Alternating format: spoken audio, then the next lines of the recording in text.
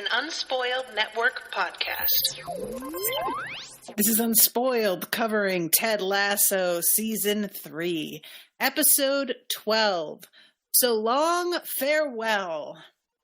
In this episode, well, we have a pretty weird choice in some respects for this ending, but then there's some things that I was like very happy to see, and I think you know who I mean.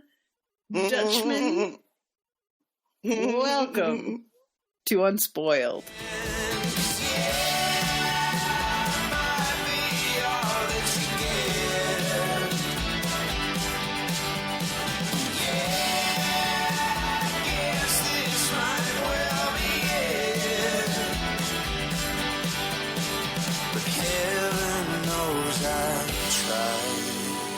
Welcome to the show, everyone. I am Natasha. I'm RoShawn. Stacey in the chat, a fine Dutch pilot, perhaps? Indeed. So, oh my God, we have so much to talk about. This is such a long episode. There was like multiple times where I was like, okay, so we must be like nearing the end. And I then realized, wait, we've got a bunch of unresolved stuff. And had to take a step back and look at the screen and realize, like, there's literally another almost 40 minutes to go. There's another 15 full minutes to go. And it just felt, it felt hurried. It felt very rushed. That said, I feel like, you know, we got, and I had said about, like, feeling like the show really wants to give people happy endings. And we pretty much got happy endings on every person except Rupert, except it was a happy ending. Except it was. Was it satisfying? That limp of, I don't know why he's limping. And we were all so worried for Anthony Head as the season was airing in full time, because everybody was like, what is going on? Is he okay? And I forget what the deal ended up being in real, he was going through something in real life. It was, okay. You know, because he has a very pronounced limp throughout the season. But they have him stationary. Sorry, I'm very not. But apparently. but yeah, it was. I mean, we wanted some comeuppance. Yup. We wanted to see him publicly humiliated and have the veneer, you know, the curtain pulled behind the wizard, and you know, you see who's behind the curtain. And, I literally was like, the only thing that will satisfy me is public humiliation. And I got it. And like, it's a really tricky thing to figure out what kind of public humiliation. I think we talked about it, like how that would even happen, because he's so good at spinning stuff. And he is able to like get the benefit of the doubt so easily because he's just an old white rich man. So people will believe fucking anything. And this is really a smart way to do it. Instead of it being something that happens to him, it's him losing control of himself and doing something really publicly, because he has had so many bad things in a row that he just snaps at this point. And it was really well done, because like, I mean, the bad things happening to him did start only 3 episodes ago, but I try to keep in mind that more time has passed in the show than it feels like, because that 3 episodes ago, I think at this point is a month ago, something like that. It's been a month approximately since the episode where Keely loses the firm, and Jack and all that stuff. But that was one of my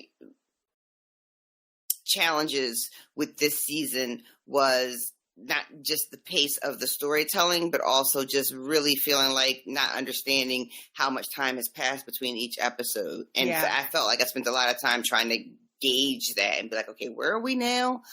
But yeah, the thing with Rupert was, I fucking sassy when she says, I wish you the best because you're the absolute worst. My God, that was so good.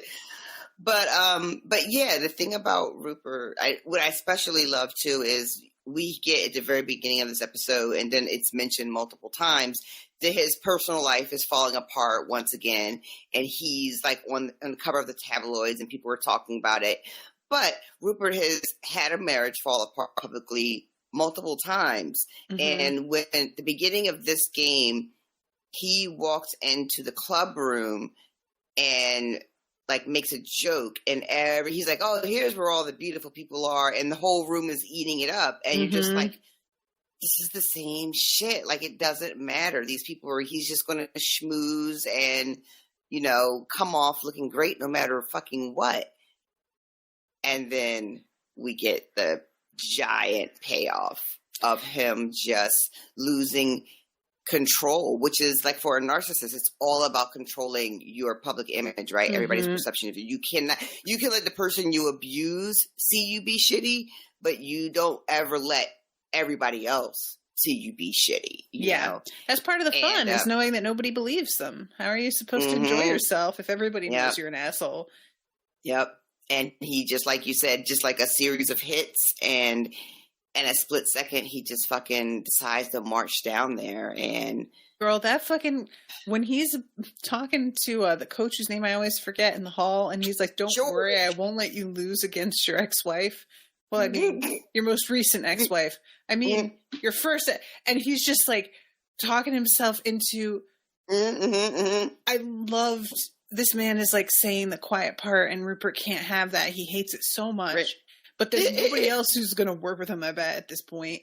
Yep. And that gets him rattled enough that when he goes into that room, we actually get to see him put his game face on. We've never seen him have to do it. He has always had it on when he walks in a room.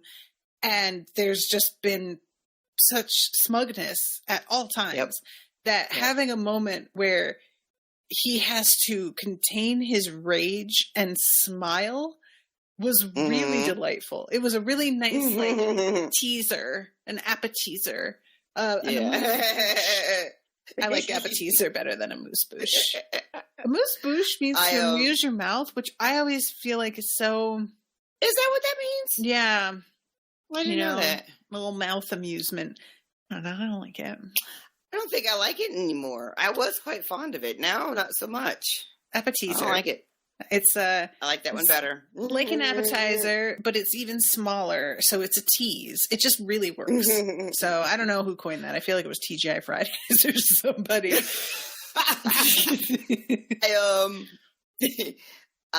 I loved who we were talking last episode too about George and like how he just stays riding Rupert's dick and like what is he going to get out of it? And then the very next, there he is, got exactly what he wanted. He got a fucking little job coaching.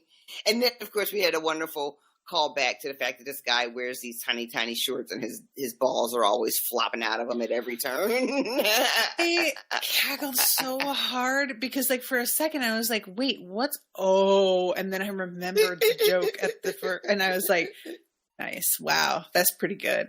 I will say, though, he refuses to do what Rupert's asking, and I really respected him for that because I thought he was going to be just doing whatever he was told like a little bitch, and he didn't. Exactly.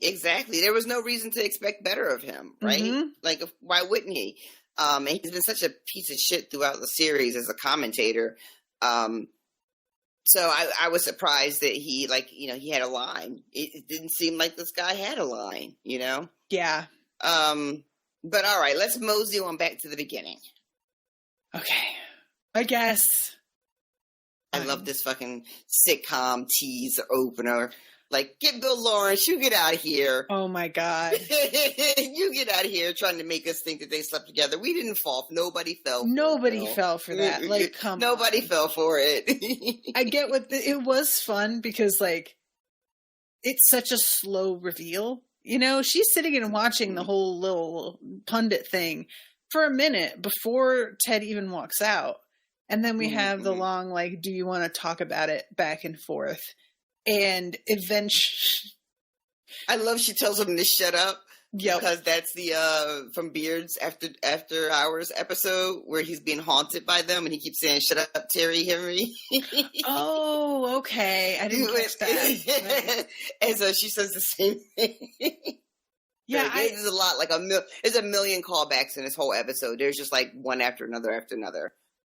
I feel like, I'm sorry. I keep not. So Beard comes out eventually. And this is what I think is like a red pleather thong. I don't know if it's pleather. It's definitely red. I didn't even think Yeah. about texture because that is a lot. Yeah. I don't want to know what material it's made out of. It's really a look. I respect that he goes for this. He just goes all for. I can't believe that he sits on her counter. He sits his on her bare counter. ass. There's a shot from behind him at one point, and it's just all hairy ass on her beautiful marble counter. Absolutely not. Fucking Jane is like, I borrowed this dress. And Rebecca's like, it's a blazer. But she's so tiny. This is like the wearing a bra as a top on Seinfeld all over again. But yeah, so eventually like a maid comes in and sort of shrieks because, yeah. And then says, I'll start in the guest rooms. And Beard and Jane both flip out and run for her. And he's like, no, the ropes are not garbage. Some of it's dirty on purpose. And I was like, my goodness. Y'all spent the night at Rebecca's and brought your gear with you? Yes. I mean, the first thing they say when they right. come in is, like, Beard is like, I'm sorry about the noise last night. And then Jane is like, I hope you enjoyed the noise last night. I can't help but respect it. Letting the freak flag fly. And Indeed. you just, live your very best life, you two. Go ahead. Go ahead, indeed.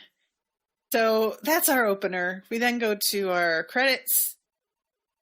And when we come back, we've got the locker room where Isaac is coming in as like the high judge with fucking like a smoke machine behind him. There's like fog in the hall. And this outfit, which is flawless. And Nate's here. Yeah. As assistant to the Kit Man. Yep. A very, very lowly position. Will is now his boss. So, what did you feel about this? Because we didn't get to really see any of this happen. There's been so much this season. It just literally just took place off screen. We didn't get to see this. It's sort of weird because, they have done a lot off screen. I mean,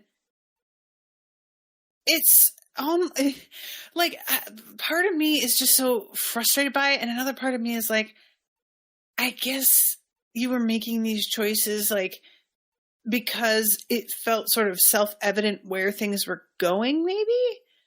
But choosing this kind of started several episodes ago when the team finally begins winning, and we don't really get to see the winnings streak happen. We hear about it afterwards, and that's sort of what the show has been doing. Is a lot of the victory stuff has been off screen, and we come in after the victory has been established, and everybody's sort of coping with whatever the aftermath of that is, and setting up for that. And I just really go back and forth because on the one hand, I appreciate that certain things happen at all. But on the other, I really want to see some of the actors do these moments for the catharsis of it when you just don't get that actual moment. It's not the same. Right. It's just not. So I have to admit, I find a lot of that unsatisfying. And I think I understand what they were doing in a way, because my theory about this is, in a lot of ways, because the show was aware that it was giving everybody a happy ending, basically, they thought it was going to be too sugary to show all of these happy ending moments explicitly. So they decided that they would have them happen off screen, and that way we can get the satisfaction of knowing it, but we don't sit through one like sort of we don't potentially get saccharine fatigue. moment after another. Right. But I don't know, man. I don't know if this works. It was a real gamble. Now that we're at the finale and you've seen all the episodes, I can, be a little bit more free with my take on the season as a whole. Mm-hmm. So when I watched this, week to week in real time, right. I found it really, really challenging. Like normally, like the first 2 seasons, I would watch an episode 3 or 4 times.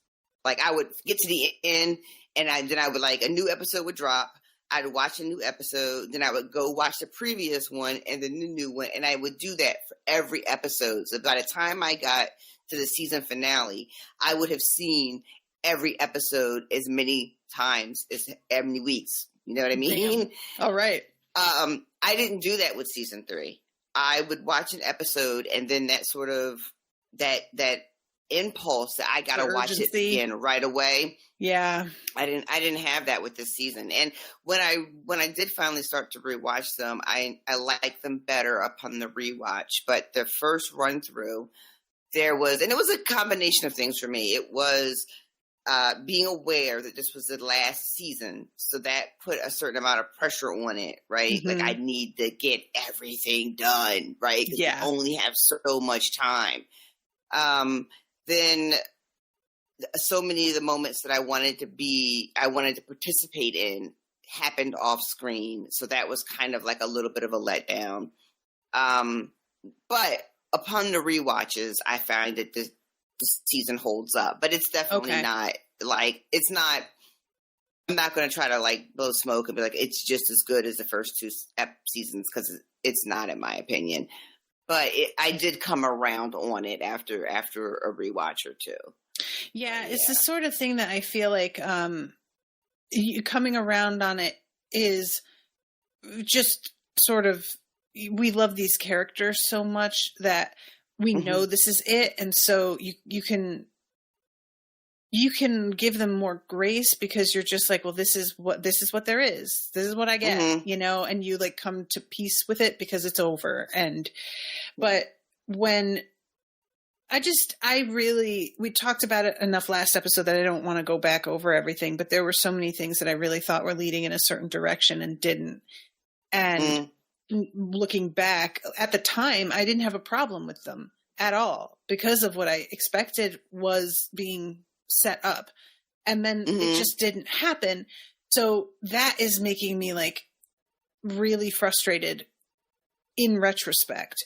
And I feel like that would affect the rewatch for me a lot, is like going back to some of these plot lines and having to sit through them kind of knowing that they don't really go anywhere.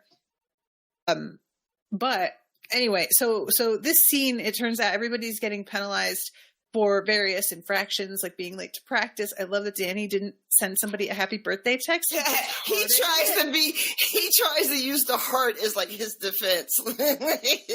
Unconscionable, sir. Listen, I felt that though, because like, we're all in this day and age in way more group chats than any of us want to be in.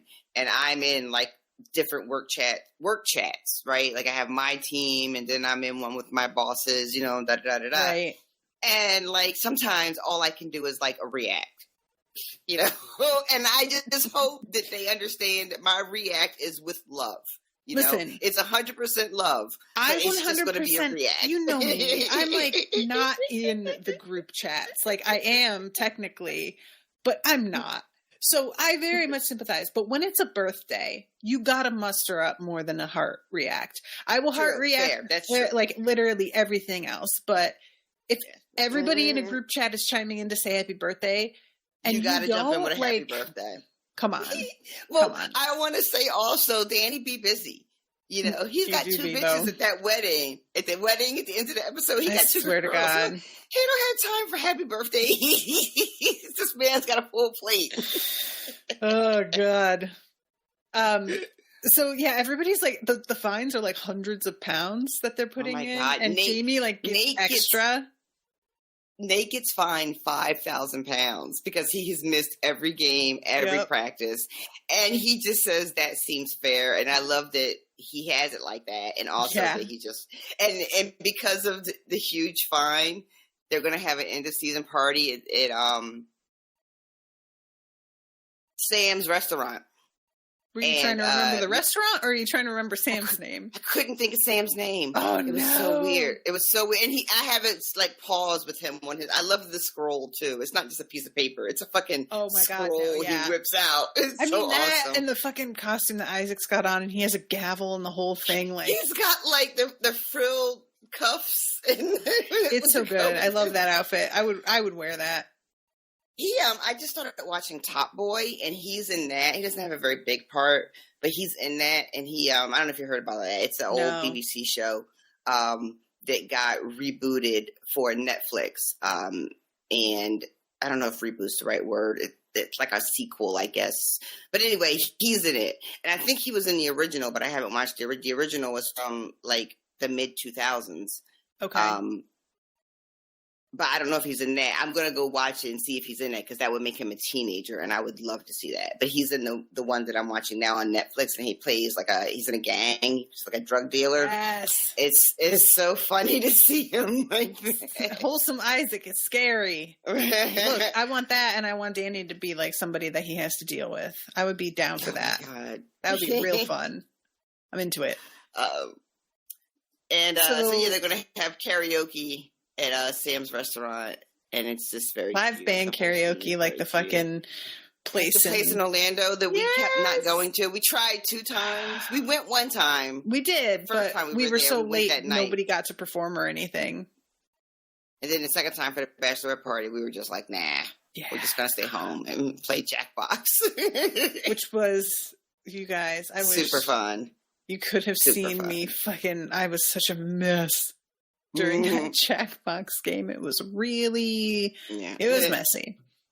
I do like you mentioned Jamie gives extra money, and it's so fun because in the first season with the same box, Jamie puts his gum in it. Remember that? Yes. I was thinking, there's so many moments in this that I was like, I can tell this is a callback, but I just don't remember what it's calling back to. Well, so, I am here to help you out. Yes, I really appreciate all of the hard work you're putting in here, keeping track of the callbacks, because this is God's work. So, this is followed by Keely coming in and Roy having a bit of an attempt to, first of all, he startles her. We cannot avoid this. It's just going to be happening, I guess. You cannot get away from it. Roy can't jump scare. It just... And he wants so bad to reconnect with her, and it just doesn't seem like she's feeling it to me. No. And by the end of this, him and Jamie turn up at her house, and it goes the way it goes, and I'm just like that. You had to just put a fucking lid on it at this point. It's over. Guys, stop it. You had said something earlier this season about hoping that you shipped her and Roy, but that you actually would be more into her just being on her own and not because you were concerned that the show was going to try to put her back with Jamie, and you weren't really feeling that. Mm-hmm. And what you would like was for her to just be like, you know what? Neither one of you right now. Yeah. And then the show literally did exactly that. That's such a relief, though. Oh, so glad. Only thing is, we just see her putting them out and shutting the door. We see her face when they're both like, you get to choose. Mm-hmm. And then she just puts them out. So I kind of was like, I would have liked to have seen, Exactly. Exactly. And this is a phrase we are going to be saying over and over again this episode. Well, but I would have liked to have seen. And that is what's so frustrating, because you and I understand what happened there. They came in acting like we are very generously going to allow you to choose who you are interested in. But I love she clocked it right away. Based on the fucking reactions of a lot of the people that you have seen in groups and stuff, not everybody is smart enough to figure shit out on their own, and they miss extremely obvious. So I wouldn't have minded if we actually got her being like, "Are you fucking kidding me right now?" Yeah, and I wanted to see her say out loud, "Are you fucking kidding me?" Mm-hmm. But and again, like the show, like we get it. We see them outside, and they are one of the things I do appreciate, even though we don't get to see her be like, "Are you fucking kidding me?" They seem to understand they fucked up immediately. Yeah. Soon as that door shuts, they look at each other and they're like, "We are fucking idiots and assholes." They figure it out almost immediately, which is too late. Too late. Should have figured that shit. Also, we don't see the fight, and I'll tell you what, like. When they show up to her house, Roy's shirt's all ripped. James got like a bloody nose. So like they got into a fist fight and then said to themselves, "Well, let's just go to her house and make her, Yep. Boys. Yep. Boys. Be for real. Be fucking for real. Because like the whole thing starts. We have like this moment with her. She's giving gifts to Ted and Beard to open on their flight home. And she goes in and says goodbye, or not goodbye, but just like good luck to everybody in the locker room. And I love that too. Another callback. And the very first time we meet her. Jamie pulls her aside and tells her about this like deal that Nike's trying to do. I love when she just says, "I'm sorry, it's not for me." And I'm like, what? And she's like, "I'm fucking with you." I was like, oh God, thank you. Because I really had a moment. She looked so dead serious when she said that. I was like, did I misjudge everything? What do you mean? But Roy like sees this interaction and clearly is feeling threatened by Jamie and seems to believe that if Jamie simply were not in the picture, he would have just smooth sailing. Yeah. Like the only thing that's in the way is Jamie's presence and not like any choice that Keeley may or may not make.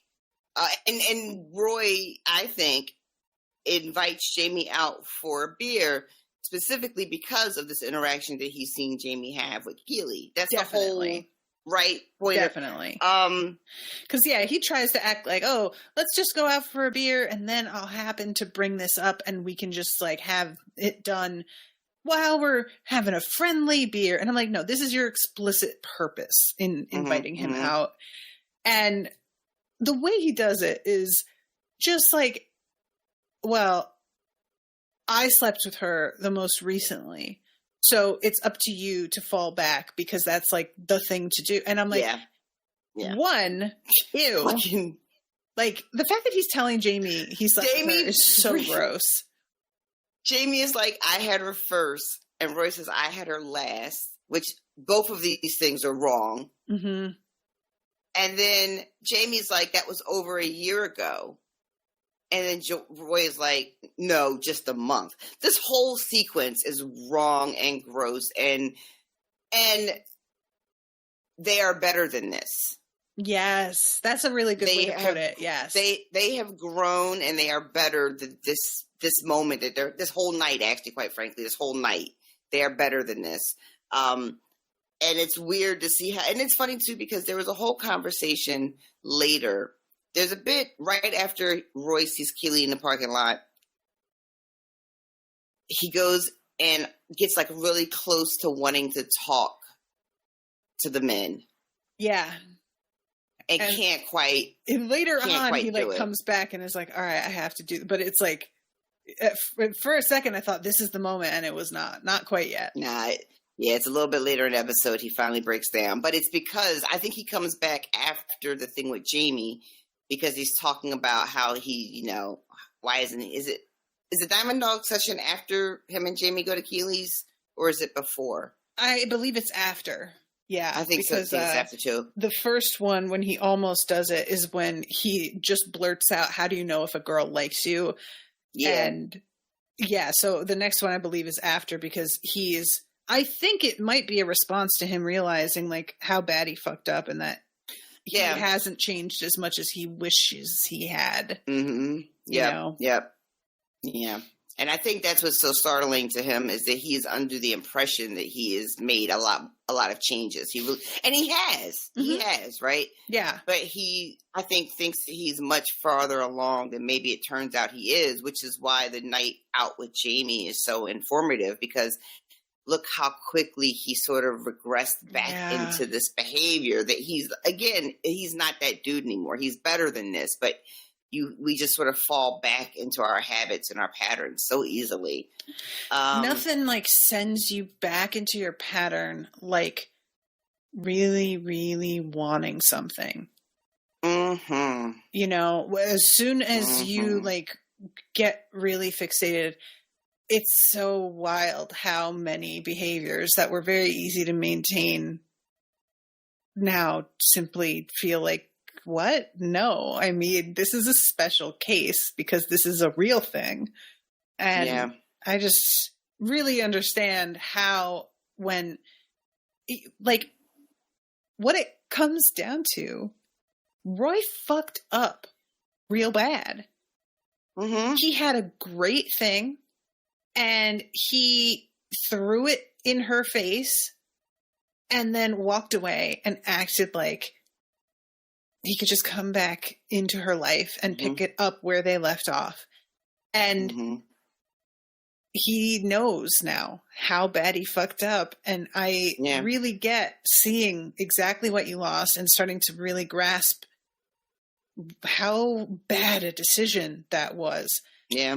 I get it. I really get it. But like, dude, it's so selfish when it comes down to it, you know, like, I appreciate that the way this ends is him just realizing I haven't finished the work I need to work on. Like, you know, he eventually goes to see Dr. Sharon, and I'm really glad for that, because it's one thing to try and improve yourself, but going to therapy is just such a great tool. I really wish I could still go to therapy. Like, if I had the money, I would be doing it, because sometimes you just need somebody to point out shit.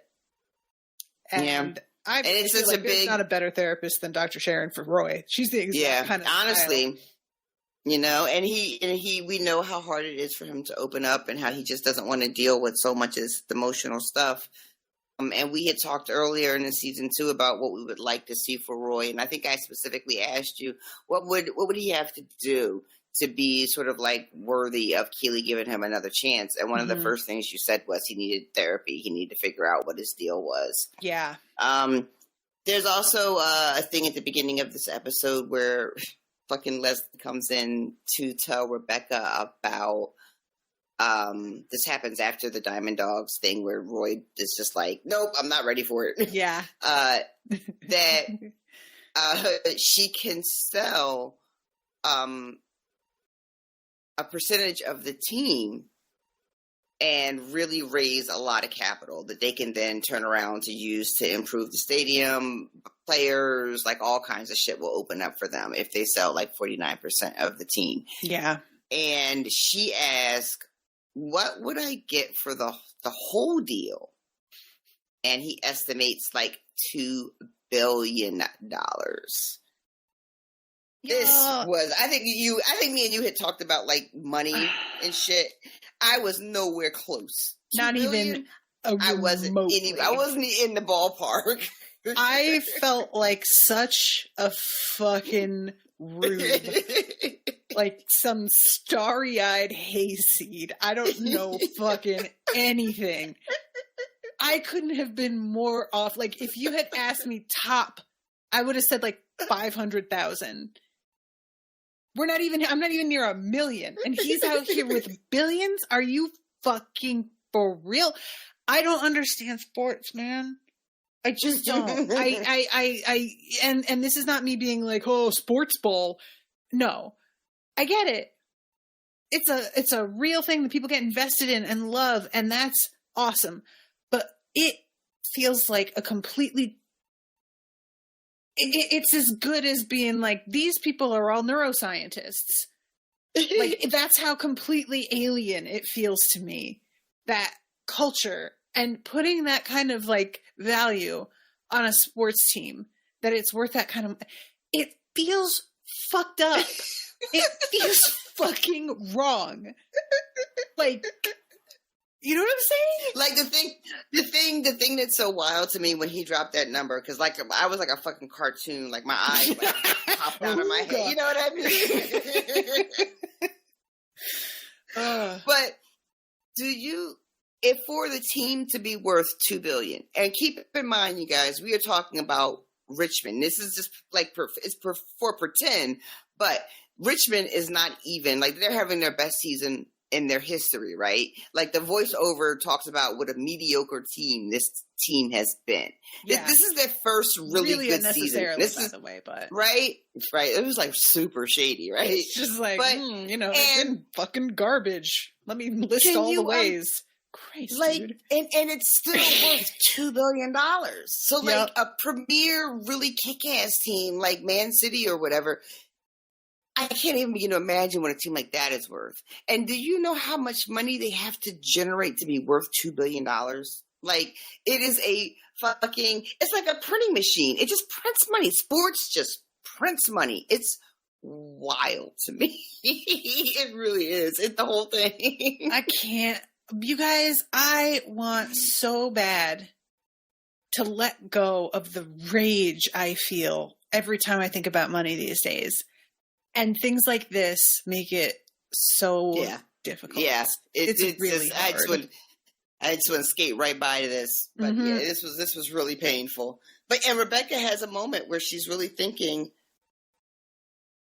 She says, I got the team to fucking make Rupert's life miserable. And she says he's doing a good job of that himself. So I don't really need to be in this. And she's considering like, maybe I'll just walk away from the team, which, I have to admit, I was a little like in my heart. I was like, that's not where this is going. But I had a very visceral reaction to just her saying that she might just sell the team. I was just like, sell the team? But you can't just sell the team. We're a family now. I would have been okay with her selling the team. I like the direction that she went in, where she's basically like, we're going to go co-op. But yeah. I really wouldn't have been too upset if, depending on like, who she sold it to. Part of me was like, is she just going to sell it to like Higgins for £5 and it'd be a big symbolic thing? And I did not want that.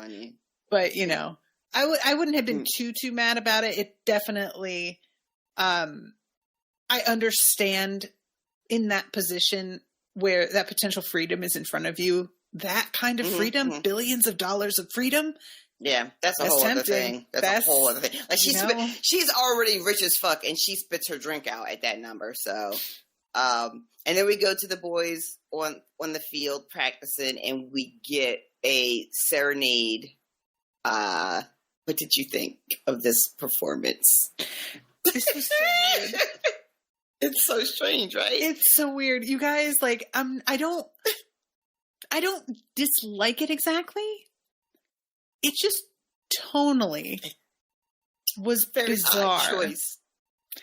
It's like, first you've got the song itself, which is sung by the Von Trapp children in The Sound of Music before they go to bed at a big party he's having. So they're like playing the role of the little children, which is weird. Secondly, Isaac and Sam are in the front smiling in this really, I think it's meant to be like, ooh, we're childlike and doing the thing like the characters in the movie, but it feels wrong on their faces. It looks wrong. It's like, I think calling it a rictus is too far, but it's not, I don't like it. And then they're saying goodbye and they run off, but they like are right behind the coaches on the sidelines. Which the fact that they're standing right there for some reason I found strange. I thought they would just like go off into the stands. It feels like they're leaving, right? Like they're going to go into the tunnel back into the locker room, but it turns out they're just all waiting. Yeah. There was I think earlier, I want to say Ted one of their movie nights, and I think Ted says something about, this being one of his favorite movies. Not sure, but because anytime they watch movies, there's always like background talk where they talk about, they drop different names, and and I think this came up as one of his favorite movies. I did not love this when I saw it. I did watch a behind the scenes of the making of this, and that was adorable. Just watching the actual actors, like, I bet, prepare for this, and that was super fun. That was super fun to watch. But also, when Ted says that it's perfect, they did it like, it was perfect, their reaction is so aggressively so over the out top. of proportion. Like, it what was really this? weird. It was like, I guess like they were supposed to be like behaving as excited as they would be if they had won like a big match, right? Why? But it was such a weird shift. I don't know. Okay, show.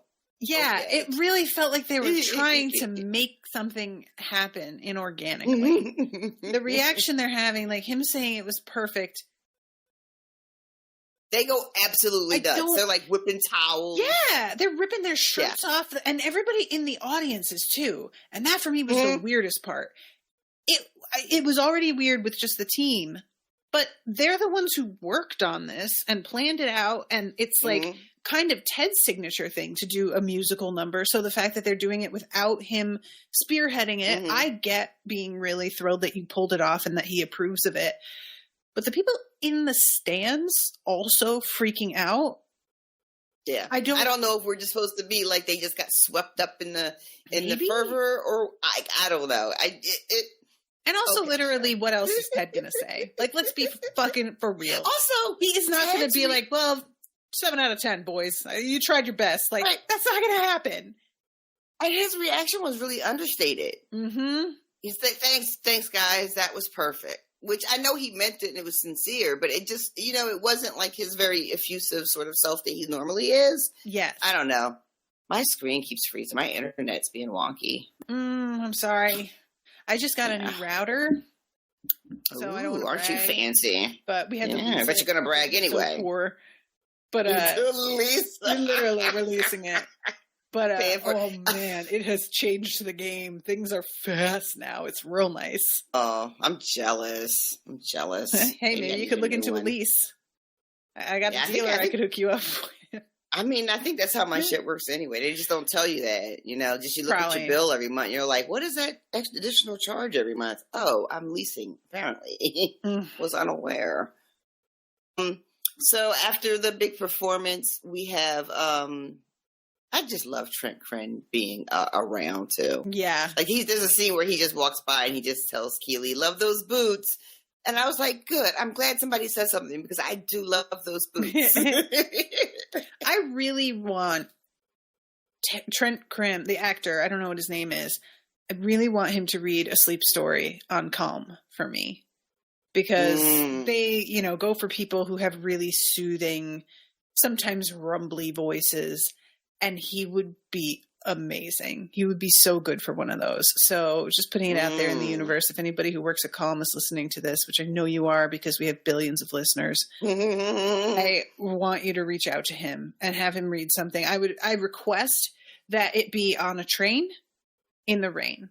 You know the drill. Ooh, that's what I'm looking for. Nice. So if you could do that, and he's maybe you get an odd sort of setup where the person has a cat in a carrier, so you get some cat purring sounds in there too.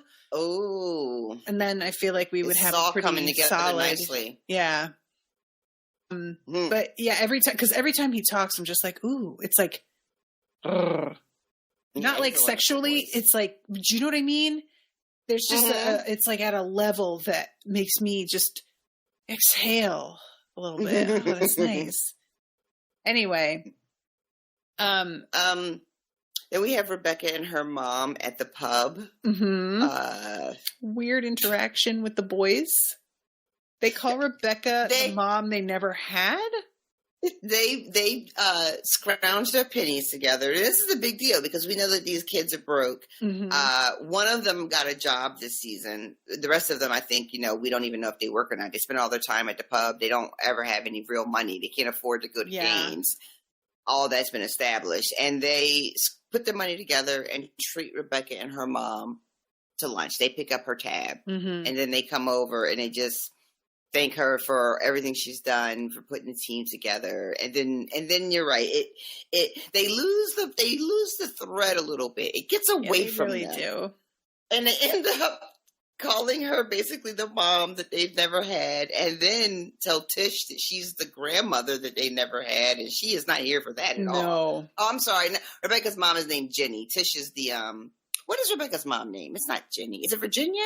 Literally no idea. You could have told me it was Trish, and I would just nod and say, "Yeah, of course, Trish." Yeah, Tish is the psychic, but the mom's name, I can't remember it now. It doesn't matter. I guess it doesn't. I feel bad though. But she is encouraging Rebecca to sell the team, saying you could go have a whole life, you could explore. We find out that her mom is learning to skateboard. I love that Rebecca says, "Do you mean skateboard?" Like she's just double checking.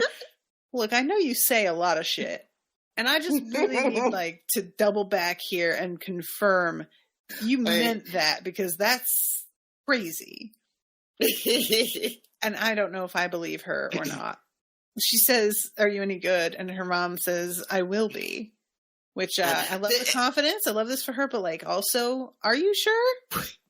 When we come into the conversation, they've already been talking, and she's talking about, the mom is talking about what it's been like since the dad has died.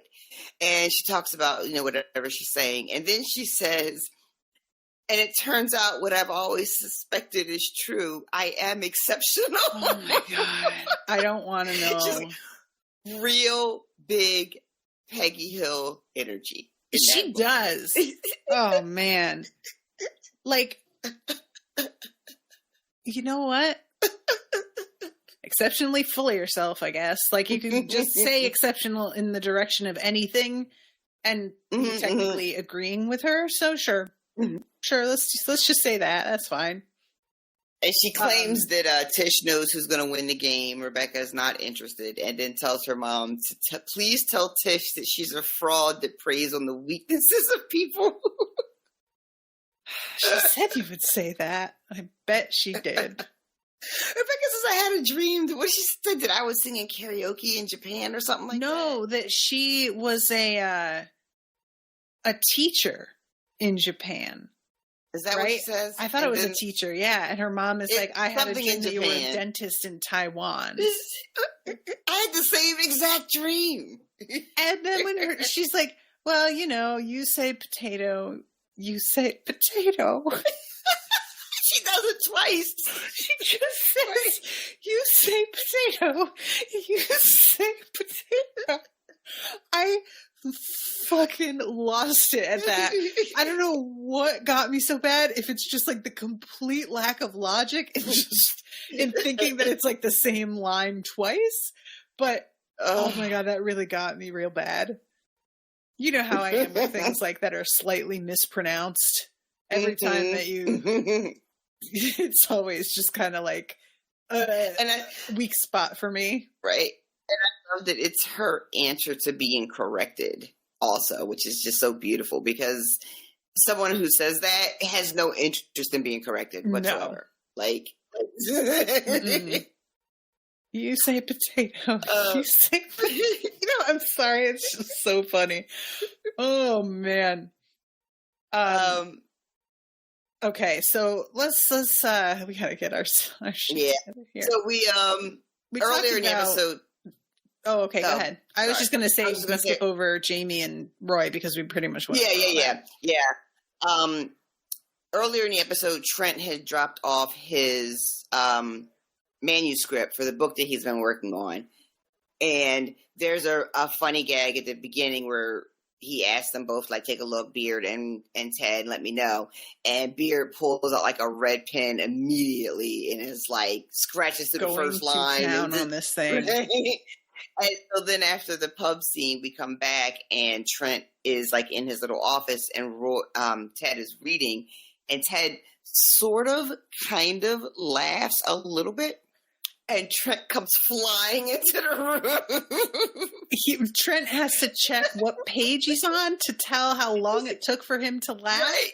It's like, oh, he finally laughed, and it didn't happen until page 43. And then he's like, and it wasn't even a really good laugh. It was more of just like an exhale. I love this because this is like, I don't want to read shit somebody wrote in front of them. That's so much pressure. And Owen will often talk about how uncomfortable he is whenever somebody is like, oh, you've got to listen to this song. And they play the song and just watch you react in real time to the song. Yeah. He's like, it's too much pressure and I cannot handle it. And this feels very in that sort of vein.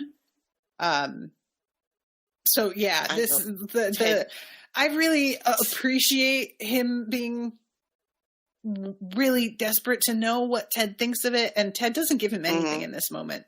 He says like, I really want you to like it, and I thought Ted would be like, well, so far it's great.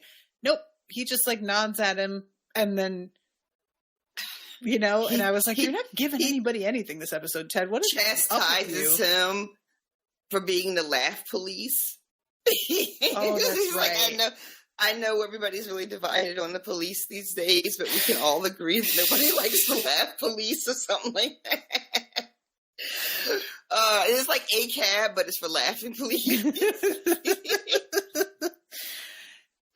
Yeah, I feel that. And the book is titled, at this point, the draft is titled The Lasso Way. And that, of course, ends up being important because at the end of the episode, it's been changed from, because when Ted finally does leave his critique, he says it's great, but then he leaves a little note saying that it was never just about me. And so when the book, in the flash forward we get, when we see the actual book out, it's been changed to The Richmond Way, which... Right. Everybody in the fandom nobody believed that this was going to be the end of the season or the end of the series, right? And then Apple did a weird thing. No, everybody was in denial. Oh, I didn't know. And then Apple, I don't know if it's still the case because I didn't look for it, but Apple did it. Actually, I can move my screen right now and see. So this is listed as the season finale, right? Instead of the series finale. So people went to fucking town with that. Like hundreds, everybody took a screenshot of it and posted it. Hundreds and hundreds and hundreds of posts did the same thing. And so then everybody started to theorize that it's going to come back, but it won't be called Ted Lasso. The show will be called The Richmond Way. And it's going to have Jamie, Roy, Beard, Nate. What? This is all fan fiction. Like, I don't know. Sure. But people were absolutely convinced. And you know what? I don't know. Maybe they will. But nobody believed that this was the end. Everybody was convinced. There's going to be a new series. It's going to be called The Richmond Way. Apple said the season finale. They didn't call it the series finale. Yeah, girl. It was crazy town. People, on the one hand, I really appreciate the attention people pay to media sometimes and looking into what's a callback? What's a Easter egg? Sometimes that's fun. But there was a old TikTok that was circulating recently where a woman was asking, name a single hobby you have that is not consuming media. And it made me really think about how much more attention we give to TV than we should, because it's the only thing a lot of us can fit into our lives, because we are tired and beaten down, and everything that's a hobby requires fucking money and supplies and tutoring or whatever. So this is easy, and consuming media as a hobby, it's warping our brains, and people read into things now in a way that they did not used to. And it was fun at first, when we really started to get into these sort of my theory is that on The Simpsons, they're all dead, silly takes like this, where it's we all agree it's not, this person isn't sincerely saying this, but they can like construct an interesting argument, and that's fun to read about. And we've like turned a corner since then where people just fabricate these elaborate fantasies and then get mad when the people who are working on it don't live up to what they're imagining. And it's like, nobody ever led you to think that was something you should expect. You're not being duped, you know? Like, it's a weird place for me because, like, we participate in that, like without the deep dive and the sharing of, you know, theories and what you feel about a thing and reactions, and like podcasting isn't a thing and reaction videos are not a thing. And like, you know, so that's sort of, you're not listening to podcasts if, you know, you're not that invested in the property. So that sort of, I don't want to call it an obsession, but that sort of dedication, right, to these various projects are what sort of is like the undergirding of the, like, everything that we do and so many other people are out here doing. But you're right. There's an imaginary line, right, that we're all kind of straddling. And before you know it, you can be on the other side of it, and it can happen really quick. And you just look up and you're just like, when did what? When did I become that? You know, it can really get away from you if you're not careful. And next thing you know, yeah, I mean, we'll get to the end of the episode because I don't know if you pause when he's at the airport, but that's going to be a whole thing we have to talk about. Oh, so yeah, let's move. Not yet.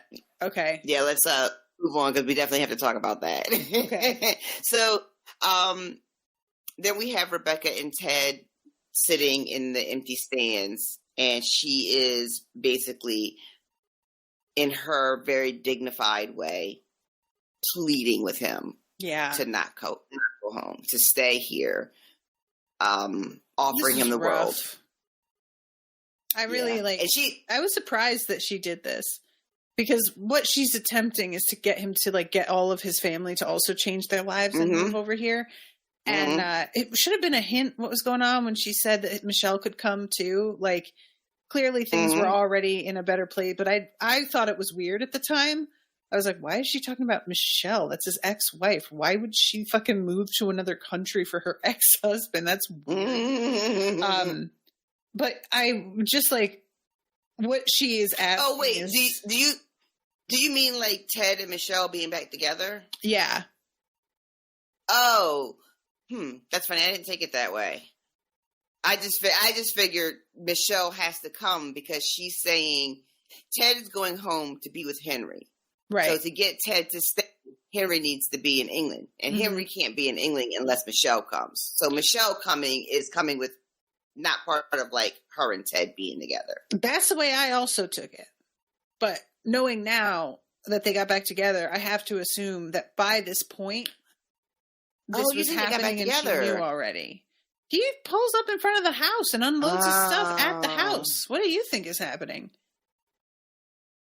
Yeah, I don't think they got back together. I might be in the minority of that. I am blown away right now. I don't think they got back together. It's all over the place. Of course they did. The whole thing with the game and her fucking boyfriend slowly moving back in the frame. And then when Ted shows up, he's not there. Like, yeah, I don't like the idea of them being back together. I choose not to run. That's what I said in my intro. That like, really weird ending, and that was what I was referring to. I didn't. That's what you meant. Yeah, no, I choose not to run. I choose not to believe that. I choose to believe that he stops there. She meets him outside. He waves at her, but it's mostly just about seeing Henry. They're at the game together, they're co-parenting. I personally choose not to believe that they're back together. It could be fine, but I don't like that ending. So I just pretend like that's not what's happening. I don't see them, they never kiss. We don't see them embracing. We never see them together as a couple. So I have plausible deniability, and I will fucking take that to my grave. Stacey's saying, I figured he either was just staying temporarily until he finds a place, or he was just so excited to see Henry, he went there straight from the airport. Straight to see this kid. Agree, because the dude is not there. And he could be in the house. The whole setup of him moving further and further away from them felt really very obvious what I thought they were doing. I believe that Dr. Jacob is out of the picture. I love how like fucking Michelle and Henry are giving him the side eye like the entire time. He's not being like a huge dick, but he's being a dick, right? About this game and like not taking it seriously. And he like making cracks about the game being boring and all this kind of stuff. And not showing any respect for what a big deal and big accomplishment this is for Ted, and being respectful of Henry's father in front of Henry, you know. So I believe he's out of the picture. Ted and Michelle might end up getting back together, but again, I'm just like, I don't think that's what's happening there. I really don't. Okay. But so Rebecca is just anything to get Ted to stay. You guys, and she, you know, Leslie told me I could make so much money. I can afford to make you one of the highest paid coaches in the league. She's throwing everything she has at him, and that's not going to happen. And he has been trying to talk to her this whole episode about him leaving. He tried to talk to her in the kitchen. He tried to talk to her in the office. Leslie wants to talk about like we need to find a replacement. Hire. Yeah. And she can't do it. She's in such denial. And then she finally, you think she said, I'm ready to talk about it, right? So you think she's ready, but she's not. No. She's still negotiating. She's still negotiating. That's the perfect way to put it. She's in a bargaining stage of grief right now. That's really true, though. You're right. It is. It's true. Yeah. That's it. That's exactly where she is. Man. And it's sad, too, because she's like, you can tell that she doesn't think that she can do it without him. Yeah. That you know, the team will be the same, that she needs him in order to be able to like run the team, you know? Because she started this from such a weird place of like anger and resentment and vengeance, sort of, you know, and she doesn't know what it's going to look like for her if he's not there. And it's scary. You know, it's a really sweet moment with them. It's sad, but a really sweet moment with them. And I did kind of like that he doesn't get any dialogue in this scene almost. I think he maybe gets like a word, if that, and it's all her. And that's always something that I find really fascinating whenever there's a scene staged with two people, but one of them doesn't speak at all. And how effective that can be at times, and how much you have to carry as the person who is speaking. If you have, if you're going to make it interesting for a person to watch only one person talking, you really have to like work, you know? He does some really good face acting, I think, in the scene too, because he has to just react to everything she's saying, but he can't really, like you said, he's not really speaking. It's all in his face and his eyes as he's taking in what she's saying. There's a moment where he realizes that like what it is she's doing, and his face sort of like drops a little bit, right? Because he knows that he's not going to be able to give her what she wants. He's about to break her heart, and you can see it on his face. Yeah. It's a that really, was the way really I interpreted it mostly, was that it was like he wasn't saying anything because the only thing that there was to say was, you know what I'm going to say. Yeah. And he doesn't want to do that. Yep. And it's funny because he never even says it really. She says, this is the part where you say, let me sleep on it. Yeah. Right. And then immediately she's like, but you don't, you already know your answer. And like, he makes a face, and then it's like, there it is. Oh man. Yep. And like, Ted just doesn't seem like somebody to me who makes a big decision like I'm going home now and then changes his mind. I feel like he really gives things thought, and once he's decided a thing, that's it. You know, like that's just my impression. I think that's right. And I think that's really good too, because if you think about the beginning of the series, it feels to the audience like this is kind of a whim. And then he even plays it a little bit when he's on a plane with beer, and he's like, "Are we crazy, you know, to be doing this, to be coming at all, you know?" But then we find out watching the show that no, this was something he really thought about. We get a little bit of backstory. We find out about the marriage breaking up, and you realize that this guy didn't just hop on a plane overnight on a whim. Like, this was a really thoughtful decision. Just like the decision that it's time to go home. Yeah. Yeah. I'm just gonna fast forward because then we get Roy and Jamie Achilles, and then the next part is fucking Ted rolling up on Nate. As Nate startling is in the shit out of him, room. And Nate's just staring at What'd the you think spot about where this? Believe used to be. What'd you think about this moment with them? This was really satisfying. I was relieved that at least we got this, because it's just been such a conflict between the two of them, and they have literally skipped everything that Ted would have had to do with regarding Nate coming back and not let us see any of it. None of it. So this was satisfying in that sense, but it feels really fucking weird to be doing it when we have established Nate is working with the team again for weeks. It's weird. Why right? are we doing it now? Like, I don't get the choices the show's making this season on a lot of stuff. I'm not sure how long Nate's been back. I don't know if it's been many, many weeks or if it's just been, this is the end of the first week. I'm not really sure, Mm-hmm. It's been a minute since we saw, actually, I really don't know how long it's been since we saw Jade tell him, you need to go back. That was the last episode, but how much actual time has passed, I don't know. But you would absolutely think the first thing Nate does when he puts that uniform on is have a conversation with Ted. Mm-hmm. And I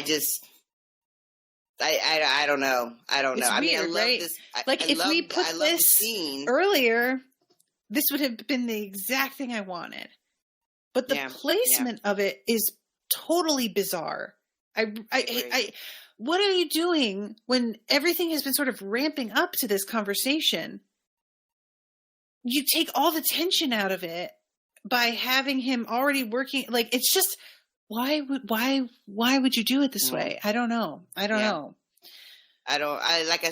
love this interaction between the two of them. It was, like you said, very satisfying. I actually like the fact that Nate just breaks down and sobs and cries. Mm-hmm. Very, very moving. I don't understand why it's happening here and now. And I don't know what the logistics would be. I don't see how Nate gets the job back without having a sit down with Ted. So did they sit down and just not apologize? Did they have a sit down but pretend everything was okay? Like, I don't know. But if I take those concerns away and just look at this scene between these two characters and these two actors, beautiful. Mm-hmm. I thought, Yeah. If we just picked this up and moved this to another episode, I feel like it would have hit all the notes. And I really like the fact that Nate, all he does is say, "I'm sorry," and then start crying. Mm-hmm. There's no explanation. There's no defensiveness. There's no, you have to understand where I was in my head when this all went down. It's just pure regret, which I did really like because I thought it was going to be a little bit more of a conversation than it turned out to be. The only thing I'm going to say a thing here, and you're going to tell me I am probably making excuses for the show because that is probably what I'm doing. Okay. But the only thing I can say about the timing of this scene is that when Nate starts to apologize, Ted cuts him off and Nate says, "No, can you just let me say it?" And so maybe Nate has been trying to do this and Ted keeps being like, "No, you don't have to." And then Nate stops and doesn't force it. And then this moment, Nate is like, "No, can you just fucking let me say it, please?" Mm-hmm. But that is really me I am not even going to accuse you of making things up, because I actually kind of think that is what they're attempting to set up. Do you think that's okay? I do. But this is the thing, is that they're doing that because they know this is weird. So they just put in that little thing because they're sort of like, well, we're going to give the impression. But you didn't show us any of that. Once again, what is the fear they have of letting us see big moments this season? I mean, you could have a few without it just being like wall-to-wall sugar. It doesn't have to just be, we see literally everything. In fact, I would prefer that we don't see everything. You don't have to do that. But this was the main conflict of the previous season coming into this season. This was supposed to be the whole thing. It was going to be like, spending the time on this for. Yeah. If anything in this series was what you should be putting extra scenes into, it was this relationship. Yep. Yeah, I agree. It's weird. So we do finally get this beautiful moment, though, and Nate just, collapses in his arm. And they talk about the sign being missing, and Ted confesses that, he's ripped it up twice himself, which we knew because I think he tells Beard that earlier. Mm-hmm. And then we go to the big game. This is the big game. This is not the big game. I lied. The big game we don't even see. This is the lead up to the big game. This is them against Rupert's team, West Ham, and whoever wins this is going to go to the championship game with Man City, and then that winning team will be like the, I don't know, Super Bowl or whatever. Sure, they will be the hero champions. Yes, the Super Champion Bowl. And we get a couple of people in line, as like we did one time before. Where there's a throwback to leaving a ticket under female country singers. We see Colin's boyfriend pick up a ticket under. Is it Winona Judd? Oh, that's right. Yeah, is that who it's under? It's Winona Judd. We see the boyfriend, the ex-boyfriend. Oh my God! Night. And once again, he's having a problem with somebody. I honestly love this character. It's such a weird thing to have, like, somebody genuinely think everybody is out to get him, and yet they're still, like, quite successful and, like, otherwise seem to be doing okay. And I am in love with that he is now with a woman who completely enables it. He's just, did you see the way he looked at me? And she's like complete psychopath. I mean, literally, what harm does it do to just be like, yeah, he was really horrible to you right now. You're not going back to deal with that guy. This is a man who just needs reassurance that everybody has.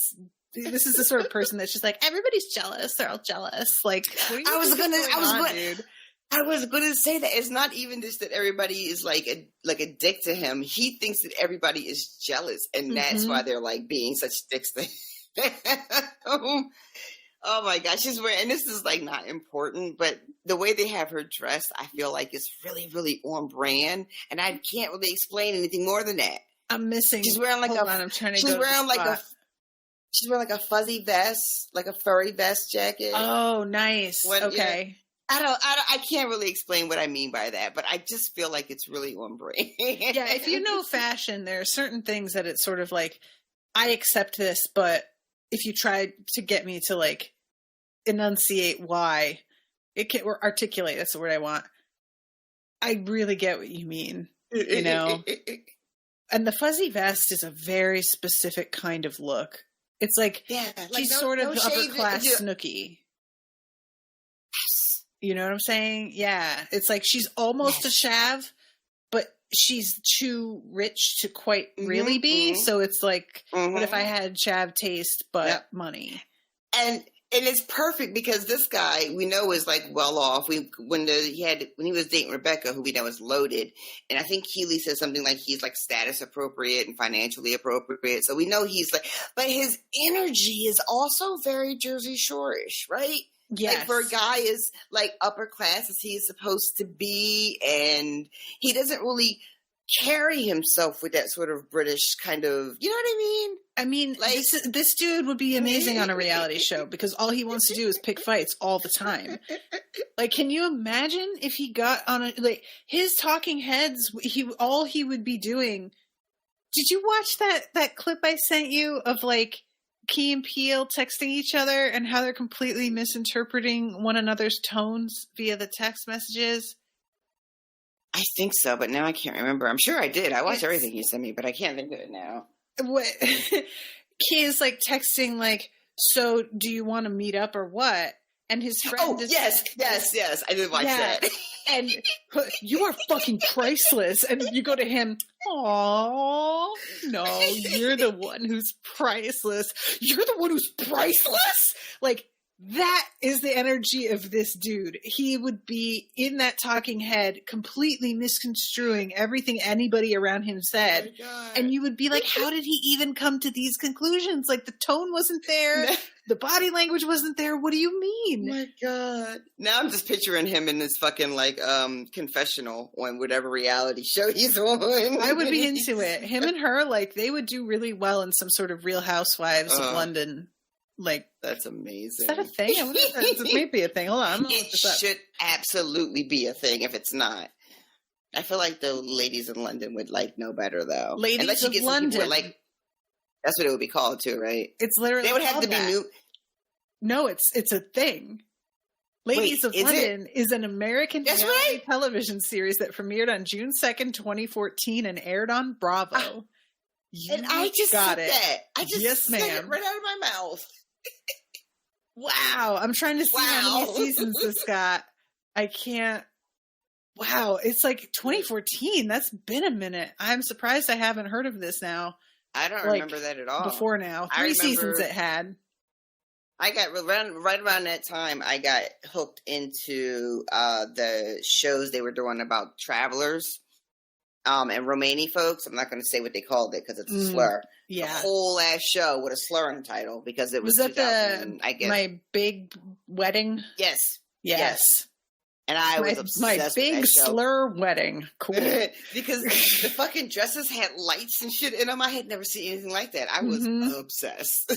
But, all right. So we have everybody at the pub getting excited for the game. We have this fucking asshole, Dr. Jake. But Jake, how are you going to be in someone's home watching this huge match? Right? This is a big fucking deal. And you're in the corner making your jokey jokes, playing on your cell phone. Like, I genuinely was startled that Michelle didn't call him out at all. I thought she would say something.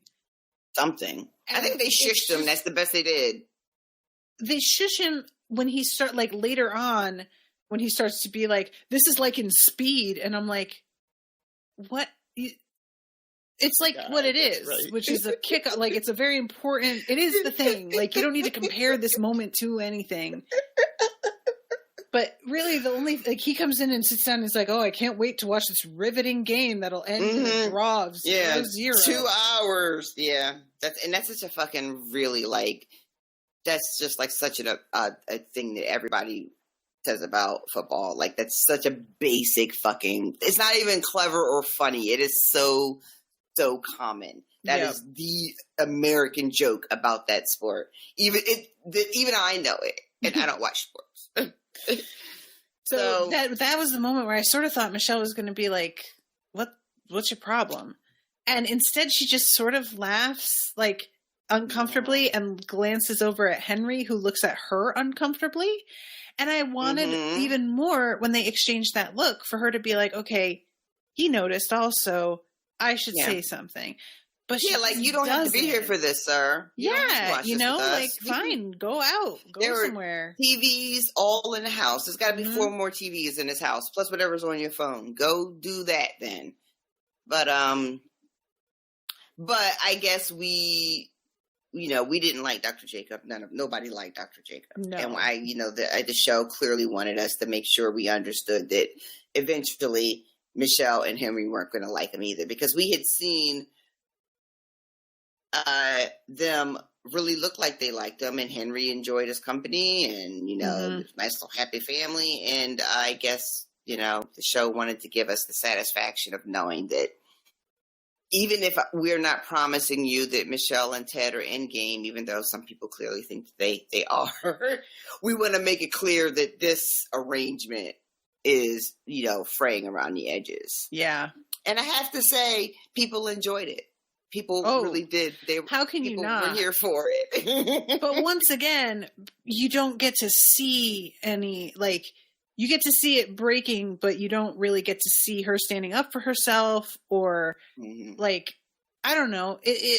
Everything just happens off screen. It's so weird. Yeah. And I really think, the fact that they set this up and they have Ted being worried she's getting engaged and that doesn't happen, and there's the weird body language between them when they go down to the cab and stuff. They've been setting it up for a minute that things aren't awesome between the two of them, which is part of what makes me think that the two of them did reconcile, because the show is just so all about giving people second chances after they have tried to grow and improve themselves. And Ted has done a lot of work with going to therapy and talking to his mom. And I think we're meant to see it as he really has turned a corner and has chosen to face some things that he wasn't before. So he's coming back a different guy. I'm going to see if the show said, because the writers came out after that thing aired, right? And they answered some questions, whether it was by Brennan Hunt on Twitter, answered some questions. I think Nate was on Twitter answering some questions. So let's see did Ted and Michelle, you could probably Google this faster than I can. You don't have to worry about already, actually, but I wasn't getting any definitive answers. No. I just Googled, did Ted and Michelle get back together? And the first thing I saw was a weird thing where it says the beginning of the episode teases they may have slept together. And I was like, what are you talking about? So it feels like that might be some weird AI scraping, because there is no hinting to me that Ted and Michelle slept together. So I don't know where they're getting that. I think that might be a misprint, because it might the have beginning been of the Rebecca. Episode, yeah, the beginning of the episode teases Rebecca and Ted slept together. So that's why I'm sort of thinking, is this an AI thing? Because so many websites that are news now are pure AI writing the articles. Even the AV Club is doing that. Ew, gross, really? Yeah. It's becoming a real thing. So when you see something that kind of doesn't seem to really make sense, that might be what's going on there. But that's really a bummer. Yeah, I don't see anything either. Oh well. But oh well. Yeah, I because of the nature of what the show is, it just seems to me in keeping with the themes that they would get back together, even though I personally, it's sort of weird. I guess we sort of get a happy romantic ending for Rebecca, but the relationships that we have seen on the show that haven't worked out, I was so much more invested in those working out than I am in Ted and Michelle working out, who I did not want to get back. I don't care about this. So it feels like I'm supposed to be very satisfied, but I didn't want this. I didn't even know this was on the fucking menu. One of the main reasons why I don't like to think of them being back together is because I didn't see anything from Michelle that shows me that she deserves to be back together with him. I know there's a lot of focus on the idea of Ted needing to get himself together and figure his shit out and deal with his stuff, which is, fair. He needed to, but she went into a counseling relationship with her husband that was to her own personal therapist, turned that into a marriage counselor situation, and then ended up having a relationship with that same counselor. No, thank you. Yeah, it's real weird. Not interested. No, thank you. So, all right, this is the Diamond Dog situation. We already talked about this with Roy, but I just want to say really quickly that having Nate back in with the Diamond Dogs, and after they get done talking with Roy, they give him some wonderful tidbits. So what does Leslie say? Because Roy is like, can you ever change? And I don't remember what Leslie says, because Leslie says that he speaks last. First, Trent answers, and he's like, you don't really change, but you grow to accept who you really are. Then Nate chimes in and says, no, I think people can change, sometimes for the better, sometimes for the worse. And then Leslie finishes up by saying that it's not really about changing or getting to, perfection. It's just about trying to be better every day. But and Beard is trying to talk about, it's not about perfection isn't the goal, but that goes wildly left, and they end up talking about all the things in life that are perfect, and they just name some outstanding things that are just perfect. The cool side of the pillow, perfect. I never turn my pillow over. This is one of those things that everybody talks about like it's a ubiquitous experience. I don't want cold on my face. I want to be snuggled. I want warm. You don't want that cool, refreshing. Oh, that's the best, man. It's like, why when people have heated blankets, but they want the cool side of the pillow? What do you fucking make up your mind over here? I did like other things they mentioned. The fucking energy of this moment feels like this podcast. Because Beard is trying to get it back on track, but he himself cannot help but contribute perfect things. It's against his will, but he's compelled because he keeps thinking of stuff, and so he's also but spaghetti bolognese, okay, fine. And it's like, you don't have to keep doing this either, Beard, but he is, and yet he's irritated at himself because he's like, no, but I have a different point I'm trying to make. And I have never related to him so much because that's literally, I feel like every episode I'm just in a fight with myself.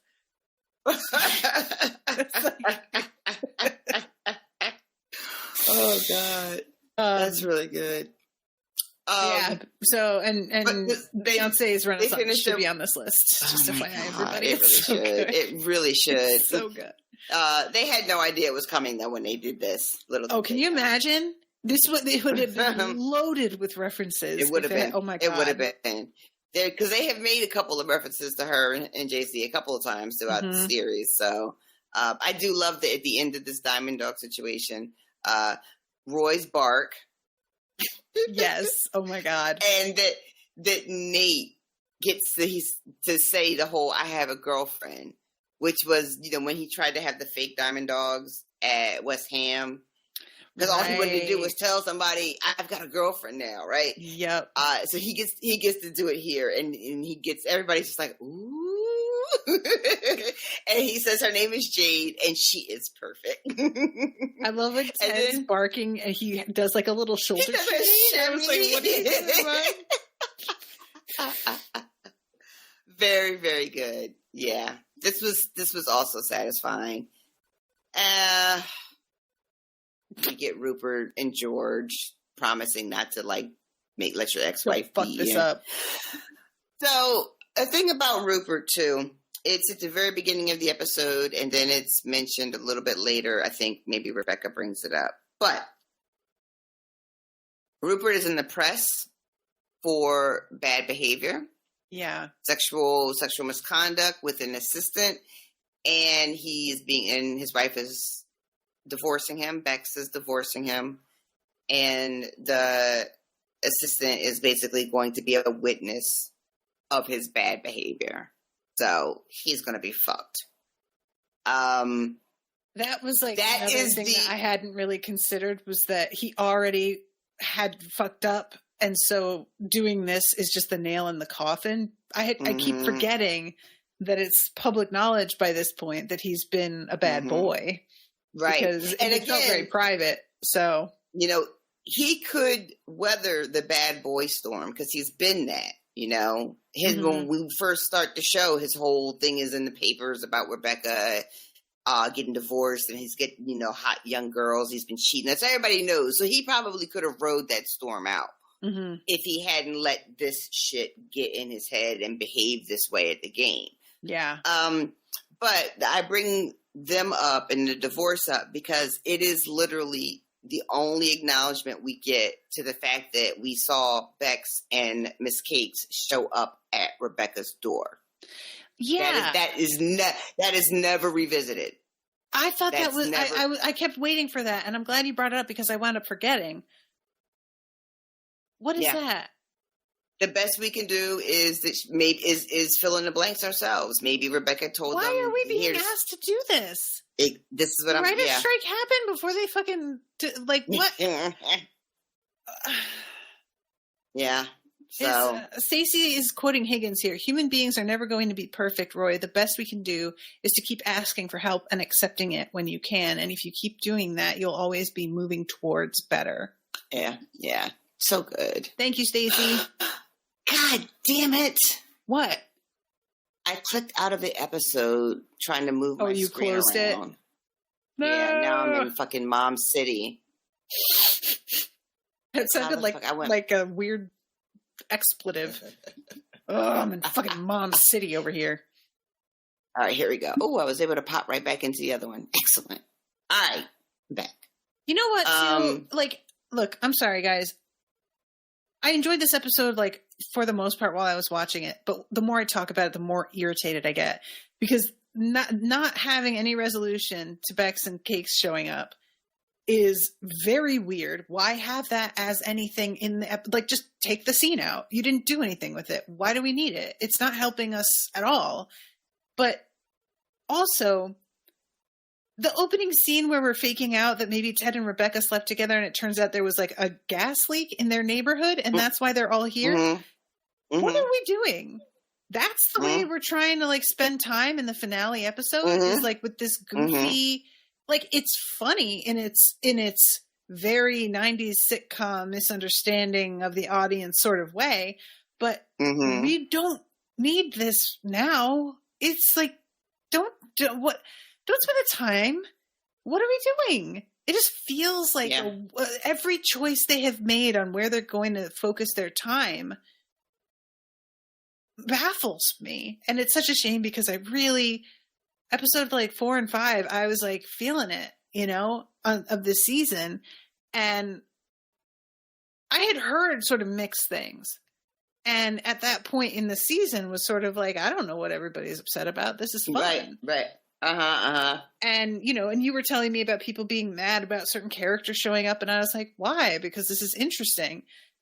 But why are we hanging out in the kitchen with Beard and Jane? At Rebecca's, why is this a scene that happens after the karaoke party, perhaps? After we have some actual night of debauchery, right? We then could have a scene like this. And I'm going to say, I wouldn't want it then either. I don't feel like the scene does anything. It's not funny enough. And it's they keep trying to do this thing where, are Ted and Rebecca going to hook up? They've been doing that repeatedly. And I'm sort of right up until the finale, you're going to keep up with will they, won't they with these two? I mean, I'm sure there are people that ship I don't know. People ship anybody. Oh yeah, there's a ton of people that do, but yeah, I don't feel like this was something anybody was really invested in or expected by now. And why are we? No, yeah, it just choices that I don't like. I just didn't understand myself. I don't know. Some of the stuff that I can forgive them for, especially when it comes to introducing some of the characters that may seem like what was the point, because at least while the characters were on screen, they were moving our friends forward. You know, their storylines were helping to move our friends and their plots along. But these kind of moments, they have Bex and Miss Cake show up at Rebecca's, and the only thing I can think is that they, meaning the show, wants us to somehow vicariously have the satisfaction of Rebecca getting this satisfaction of seeing that this young woman who replaced her, got shit on too. And now they've all come together to like plot against Rupert. But it doesn't work because Rebecca, there isn't any plotting. Exactly. And Rebecca didn't need to be part of that. Like Rupert was fucking around on his wife with his assistant. We saw that. We already knew that. So we didn't need them at her door. We could have just seen the tabloid the next day that she's leaving because he got caught cheating. And we would all be like, yeah, well, we knew that was coming because we saw it. Yeah. So to have them go out of their way to go to her house to ask for advice. And then we never get to see what advice she gave, except, I guess, divorce him. But did you need that advice? You could have just did that anyway. It just, I don't know. I don't know. I don't know. If I'm taking this all apart, what are we doing with the so long farewell scene? That's so long. We see the whole song. Long. We don't need this moment unless you're giving me the other stuff. It's really like, this isn't inherently a bad moment, although I didn't think it was great. But if you did it at the end of the episode, if you didn't have us see necessarily the entire thing, if you didn't have the bizarre reaction afterward, how much could we have slimmed that scene down? That felt like a good 6 minutes. And the cold open, this is an hour and a half long episode almost. It absolutely did not need to be. And it's so weird how bloated the episodes can feel while simultaneously you feel cheated because they don't show you half of the moments. How do you manage to do both of those things? It's like getting something that's been burned and undercooked at the same time. I want to know where the editing was here, because the first 2 seasons were very tight and the episodes got longer in season 2.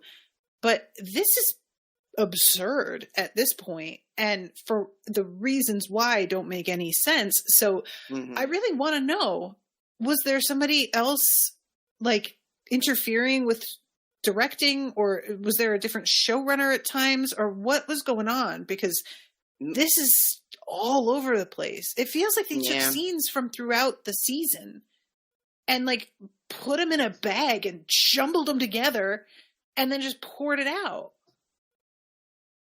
It's as far as I know, it's the same producers, same writers, same showrunners. There was, I think, more time off in between the 2 seasons than there had been between the first and second, I believe. I don't know.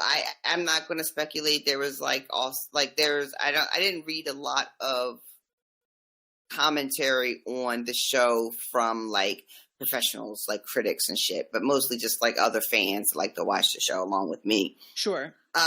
But some people were digging into like people's personal stuff and trying to say that, there was a lot going on with Jason Sudeikis and his marriage, and that like maybe his eye was off the ball or whatever.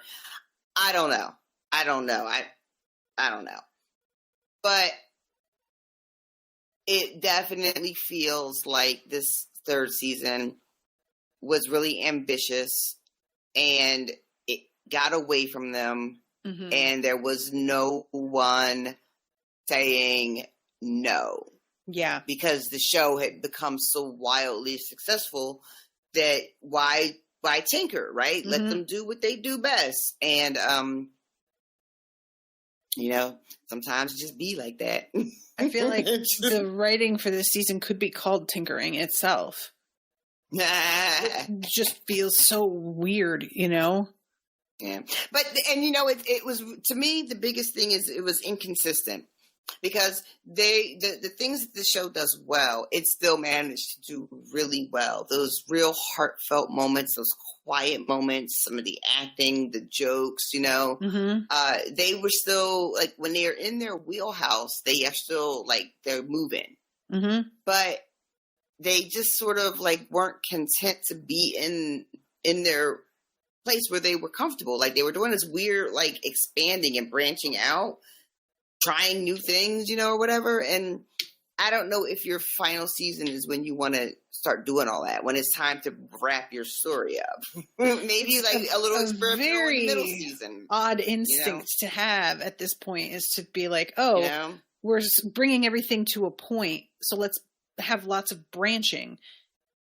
So then you prune fucking everything off again. What are you?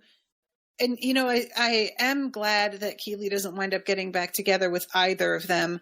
But what do we have the fucking like back and forth with them for then? I don't need this. I would be fine with Keely just being like, I'm happily single, and just there not being any sort of. The show was clearly trying to set up uncertainty with the interactions that she was having with Jamie, with her sleeping with Roy. Mm-hmm. I don't. Why? You know, the show was trying to make us get really invested in who is she going to pick. Yeah, like the show was trying to make us feel like it had to be one of them. There were no other options, so that when she opts to be like, "I want to be by myself," it's supposed to hit really hard. But if you've been paying attention to the show, I don't see how you don't see that coming after everything she's been through, right? Once again, when she picks herself, we don't get to see that. Right. And like, I do want to mention, I'm sorry. I just want to say, like, there are times where you can have like, oh, who is she going to pick? And she doesn't pick anybody and it works. Crazy Ex-Girlfriend being like the best example of it seeming to like be mounting to this point, and then it isn't what it looked like.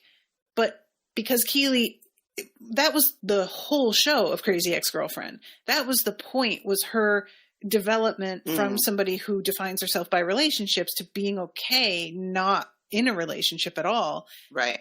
Keely has never felt like that person to me, even though she has been in a relationship the whole time we've seen her. That's not really been the way I saw her. So it feels like they're trying to do something with her that I hadn't. That kind of growth wasn't what I was really interested in.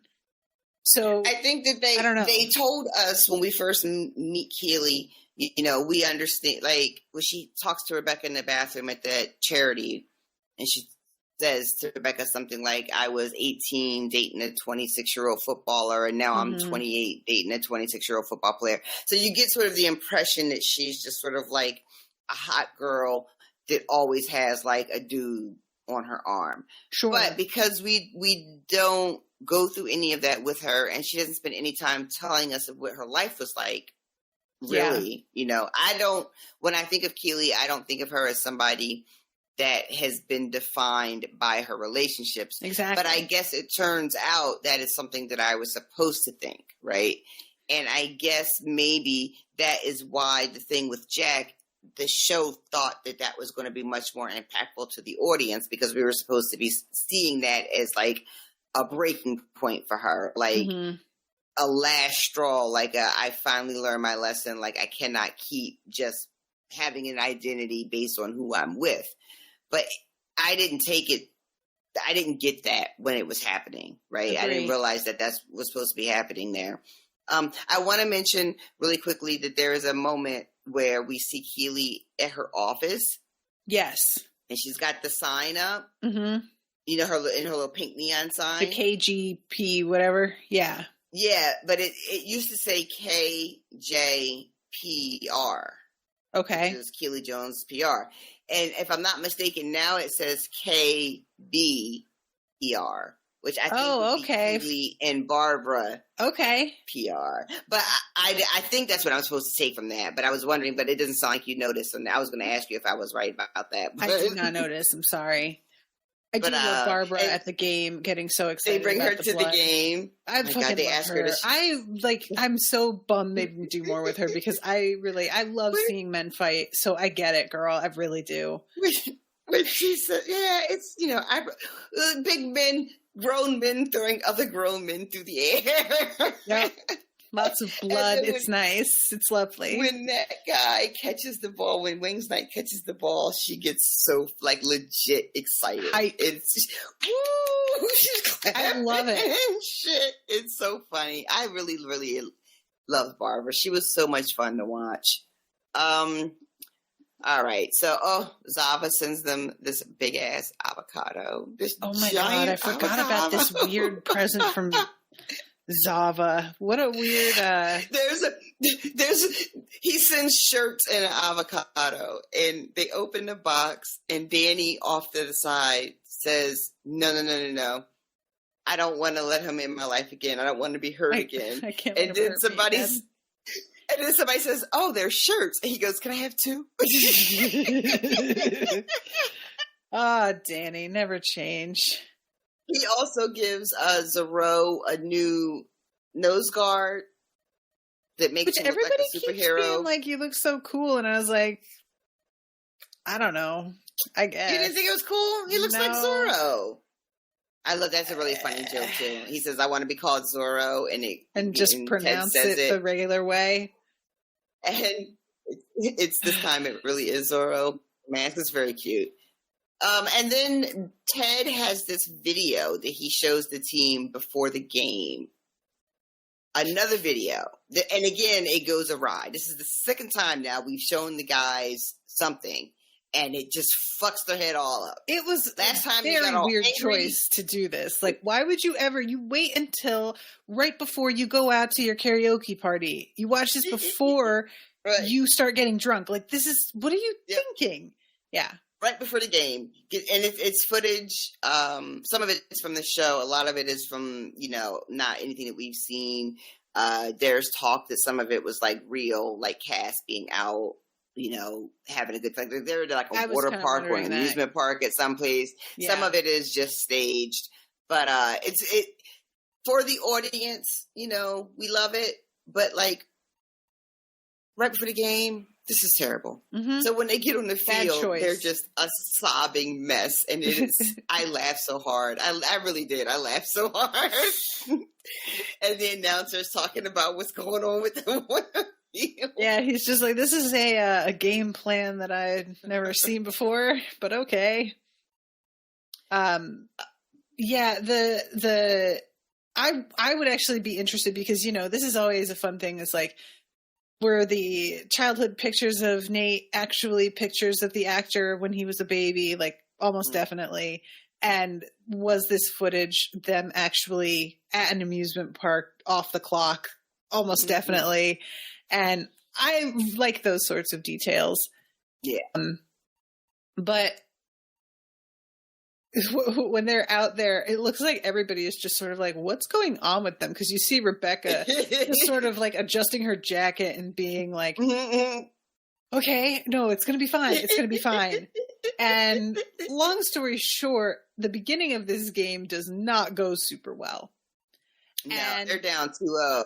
Yeah. And there's a, regroup in the locker room, and Ted does the like, well, you remember you just have to, and he goes to point to believe and it's not there.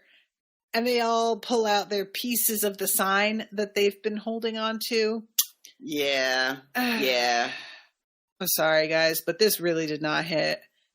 Did that not work for you? I really, really think at this point, anything extra that they spend a long time on is a bitch eating cracker situation. Where I have gotten robbed of so many moments I cared about, that them drawing out these sorts of moments feels like it's explicitly at the expense for the shit I really wanted. It's just a smack in the face. It's so drawn out. Everybody's slowly getting the pieces of the sign. The instant Sam pulls his out, you know where we're going with it. And it takes so long to get all of us in the same place. And then we have to sit there while they piece it together into the right places. And then we have to like put it up on the wall. And there's just this combined with us like seeing the footage from the video and everything. And we're going to sing So Long Farewell and see the whole thing from that. I get that the writers are feeling like the team is the centerpiece of the show, but they're not really. The team are lovely comic relief with occasionally human interests that I really am like invested in. But they really did a lot with them here over and over. And it isn't like it's hitting a different note each time. It's the same note and over again. Yeah. That we're a united front who works together and loves each other. I get it. I don't need this to be constantly affirmed, you know? I will say, when they first pulled the signs out, it got me. I was very touched by that. And I was like, oh, that's very sweet. It did go on longer than it needed to, especially, like, I thought Ted's pep talk in the locker room was good because one, we were going to have this moment, right? We were going to have Ted saying goodbye to the team, and we hadn't had that really yet, right? Mm-hmm. So that for me worked really well. I love the moment when Sam gets up and first pulls it out because there's a look of surprise on Ted's face because he just doesn't know that this is happening, right? Right. I really enjoyed the individual looks on the other guys' faces as they begin like, oh, we're doing this? Oh, we're doing it? Mm-hmm. Okay, well, I'm doing it too. But then after that, I agree. It didn't need to, because what else are you going to do but build the sign back up? Like, I didn't need to see each individual piece, come out. Mm-hmm.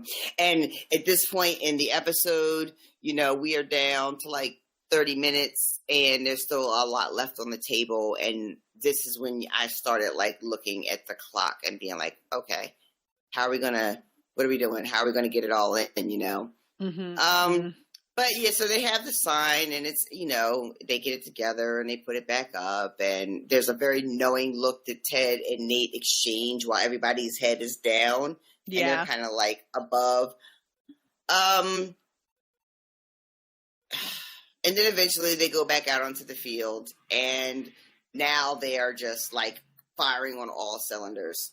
I will say, having Isaac do the penalty kick was really, really. Also, having Dr. Sharon be included in the people who are watching the game, because we haven't mentioned that yet. Yeah, I'm really glad that we get to see her watching the game too. That felt right, You didn't finish what you said. Was Isaac doing the kick? I'm going back. Bad? So, okay. No, that was great because that's a callback. There was a moment earlier in the show. I don't know if it's season 1 or season 2, where Isaac kicks the ball and it like goes through Rebecca's window, like goes through the glass, like in the offices. It happened really, really early in the show. Okay. I think it might have been the first season. So having him take the kick here and it going right through the net, I was like, oh, that's right. I forgot about that joke. Yeah, I did not recall that at all. But I did like that, like, they have this where it looks like he missed, but then he didn't.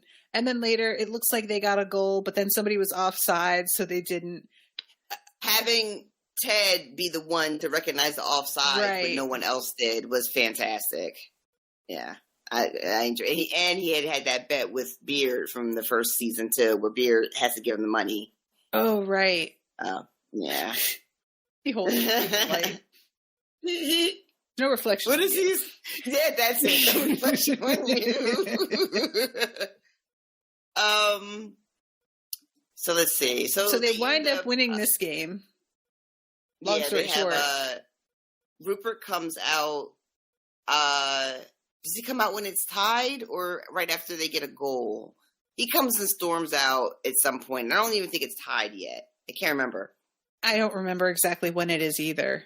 But he comes down and, just fucking, they all start calling him wanker. Mm-hmm. So good.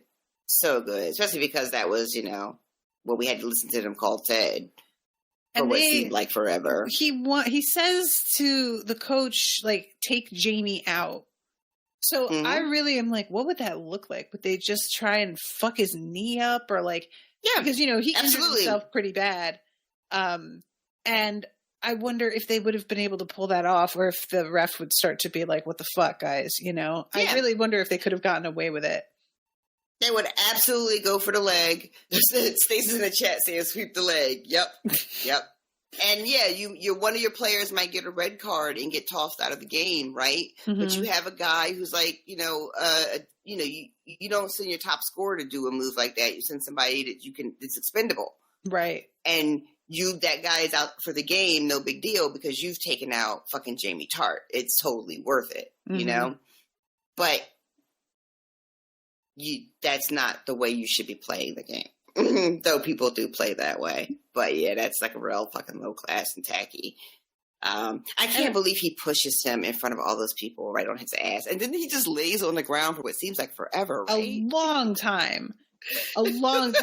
Like, there was a lot going on here. First of all, like, Ted's acting, his rage here, you really get the sense of how this is so much bigger than what's happening right here. He's angry about so much more than this. Yeah.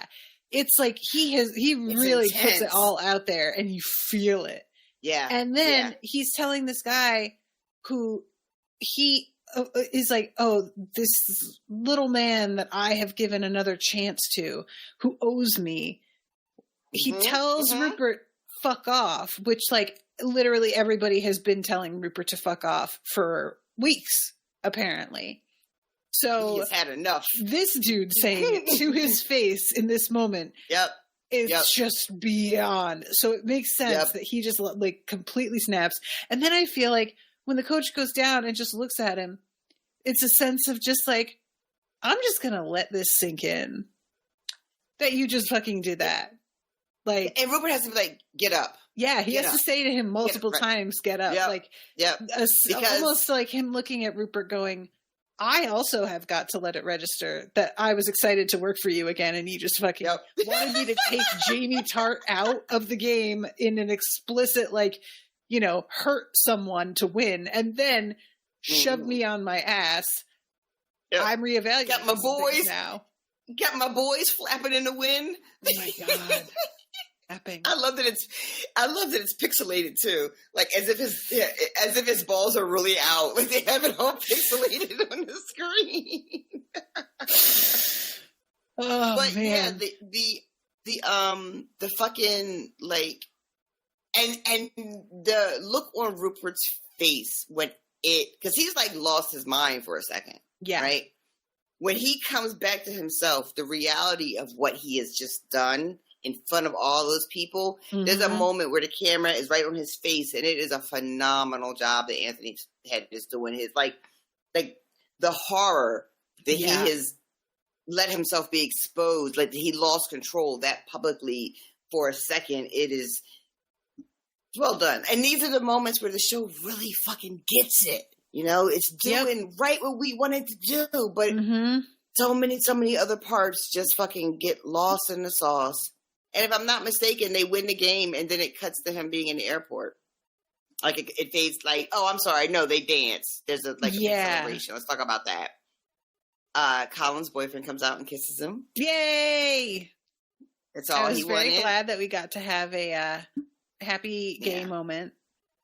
Yeah. Huzzah. And there's Ted doing the Running Man again. This time, which is his thing to do when he wins. I never know what to think when a white man does the Running Man in public. That running joke too. What is it like? Ted, I never know what to do when a man starts beatboxing. I think Keely says that to Ted. Oh, right. Remember? Nope. I never. It's if like when Ted first and Keely are in the hallway when she asks him to go to the fucking photo shoot, and she's telling him about if the paparazzi get our picture together when he's feeding her, and I don't know. Anyway, but he starts beatboxing, and she says, "I never know what to do when a grown man starts beatboxing in front of me," or something like that. So it's like another joke like that. But yeah, after the big celebration, it fades to black, and next thing you know, we are at the airport. And this is what I wanted to talk to you about. So Ted is at the newsstand, and there's like all these tabloids. So one has Shove Off, right? Mm-hmm. And then at the top, it's got Mrs. Cakes, and it says something. It's welcome. So blurry for me. I know, right? West Ham whistleblower. They're calling her the whistleblower now. So she's like, Miss Cakes is like a hero, right? Okay, yeah. I can't read what's next to Bex because it's really blurry. And then you see something is in placenta recipes. Oh God. Oh my God. Remember Oh my she God. made that joke? Remember she made the joke at the funeral? Not a joke, but at Rebecca's dad's funeral, when you're talking about putting the baby down, and she was like, I ate the placenta. She knows who's in charge. Oh no. So that's what that is. Oh God. So then there's Rebecca's story. Then there is an entrepreneur magazine that says Shandy Fine, A Star is Born. I didn't see that. Oh God. So that's Shandy. Her app is an incredible success, and she's on the cover of Entrepreneur magazine. What is she doing? What's she doing? I'm trying to find the spot because, like, I'm seeing. What is it that's saying? Beano? Is that? Oh, that's Dreaming Big. Beano is. I think that's something that came up with. I don't know what that is. I'm sorry. I don't know if it's supposed to be Sam or not. I thought it was supposed to be Sam initially, but now that I'm looking at it, I'm like, I don't get anything that's happening on that cover. But he buys that for his son. I think that's something that came up with Henry before, but I don't remember the details on that, folks. I'm sorry. If you guys remember, I guess tell us in the chat. There is Zava is on a magazine. He is going to play in the United States. He's going to play for LA. Amazing. Oh my God. Shandy Fine, the brains behind the hottest new dating app. So it's a star fucker is born. That's what it said. Yeah, right. That's the name of the app. Yeah. I didn't realize that she really did go on and try and do that. All right, sure. Why not? So she gets a little bit of like, it didn't work out with Keely, but she was on to something. So yeah, I just thought those were fun. Some fun little tidbits about the people that came to the show that showed up and then were gone. Also, I really want to mention here that Ted pays with his phone. And evidently, abroad, like in Europe specifically, it is just fucking like standard. You pay with your phone now. That's is that right? It. And I was like listening to a podcast where somebody had just gone to London and come back, and they said that they like pulled a debit card out, and the guy at the bar was genuinely like, we don't have a card reader, dude. What are you doing? Really? Yeah. So it's not even like, they don't deal in cards or cash. It's all phone. I don't like that. I want that for us in a way. Do you? I don't. But I also am like, to pay for anything. What if my phone dies? Then what? I just don't have my money? Like, that's the part I always think about. So a part of me is like, I love this. It's the future. No more need to carry a damn wallet with me. And then the other side is like, until we get batteries that last for 4 days straight, I don't think we should be fucking with this. I have a card. I have 2 cards actually on my phone. And the only time those motherfuckers pop up is when I hit something by accident. Oh yeah. If I'm at a register, yep. I cannot figure out. I can't bring it up. I don't know. Like, but like Siri will pop up when I don't fucking need her, and I'll be trying to like open Spotify, and my credit card will pop up, and I don't even bother trying to pay with my phone because I know I'm going to be there for 20 minutes. No, I'm not. Same. Ready. Yeah, I'm not ready for that. That's the future. I'm not ready for it.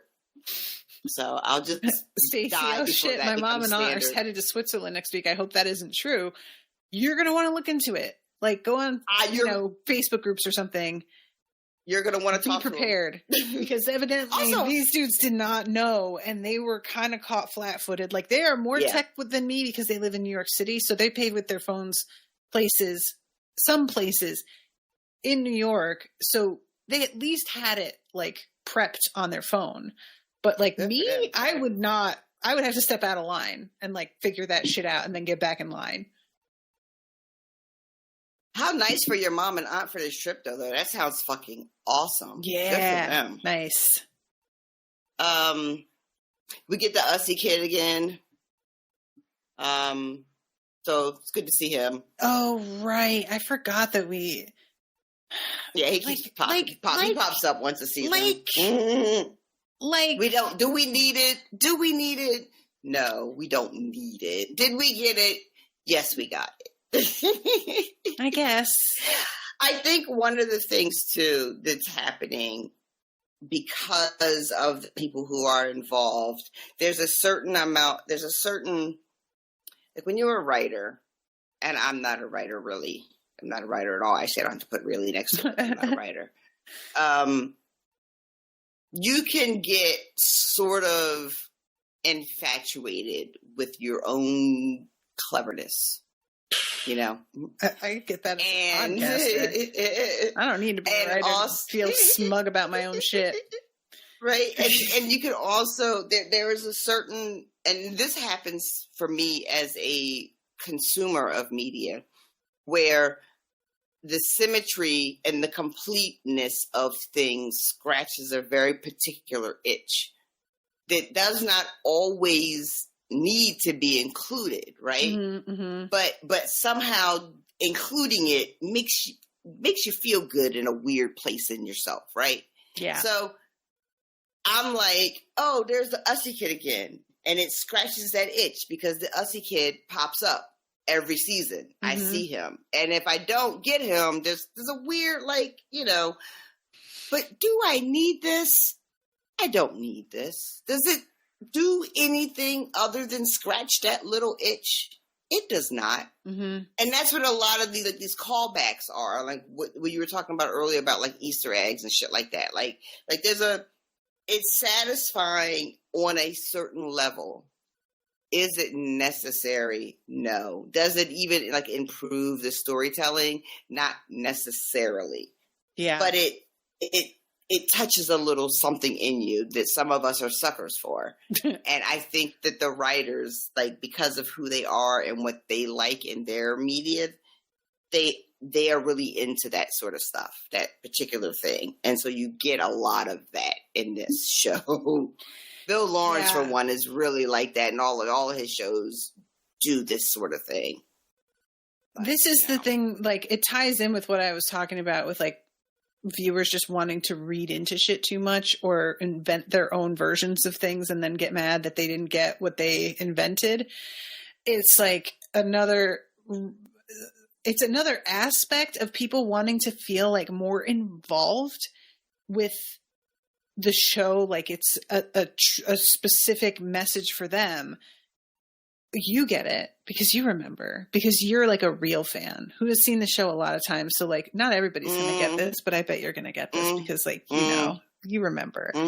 And it ties in so much with just so many of us. This is all we have right now. This is all we've got is we want to feel seen. And it's all we've got is like the media we consume trying to reflect us back at ourselves. And it can't be all there is to the story. You can't just, so much of the sort of, not even necessarily specifically just Star Wars or Marvel, but they are huge offenders, is we're just going to drop little like background details so that somebody on YouTube will make a 45-minute video going through. I mean, Song of Ice and Fire every scene is rife with this sort of thing, in my opinion, as well. There's so much happening, you know, that like if you're really having your magnifying glass to the book, you're going to pick up on all these weird, subtle things that are like slightly mentioned, a little bit of callbacks.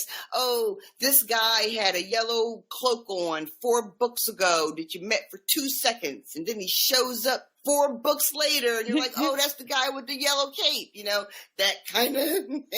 I would argue exhausting. I would argue with Song of Ice and Fire, it's different because it's a series that like has grown really popular, but it doesn't feel like pandering the same way. It feels like the author indulging himself and being like, oh, I figured this thing out, so I'm going to mention this here because I'm excited that I have this whole world that I have mapped out. But a lot of the time with like Star Wars and stuff, it just feels like, well, we know this is a weak scene. So in the background, put in that ice cream maker that guy runs through Sky City with, or whatever it's called. Somebody's going to yell at me, Cloud City. And put that in the scene so that everybody will be so distracted by, oh, do you see that? That's the ice cream maker from episode 4, that they won't notice the scene isn't that good. It's like got a different feel for me. And that's kind of what this finale feels like for me. We're trying to obfuscate how unsatisfying so much of this is by calling back all of these other little moments so that it feels like you're getting satisfaction in some way, that it tricks you because you're not paying as big attention to the full picture and stepping back and going, but wait, what about, it's like, you show up hungry and somebody gives you like a bag of M&Ms and a bag of chips and a soda because they can't give you the mashed potatoes and meatloaf that you really want. And they're just hoping that you won't ask for it. I think that is a really fair assessment for what's happening in this finale. I stand by A Song of Ice and Fire being as guilty as any of the other properties, especially if you want to include the TV show, because then that shit was rife with that. The TV show's a totally different animal, and I would agree on that. Yeah, but yeah, just the sort of like, I think that you make a really good point with, if you can offer satisfaction. If you can't give satisfaction with the story you're telling, you got to find another way to satisfy the audience. And I think that there's a lot of like, I just think you really summed it up well. There's a lot of like, oh, well, I remember this thing, and there's that guy, and it gives you the feeling you had when you first saw it, and then you think that you're getting that feeling from watching it now, when really you're not. For the parts of the episode that don't work, there are some parts I think work really, really well. But not the whole episode.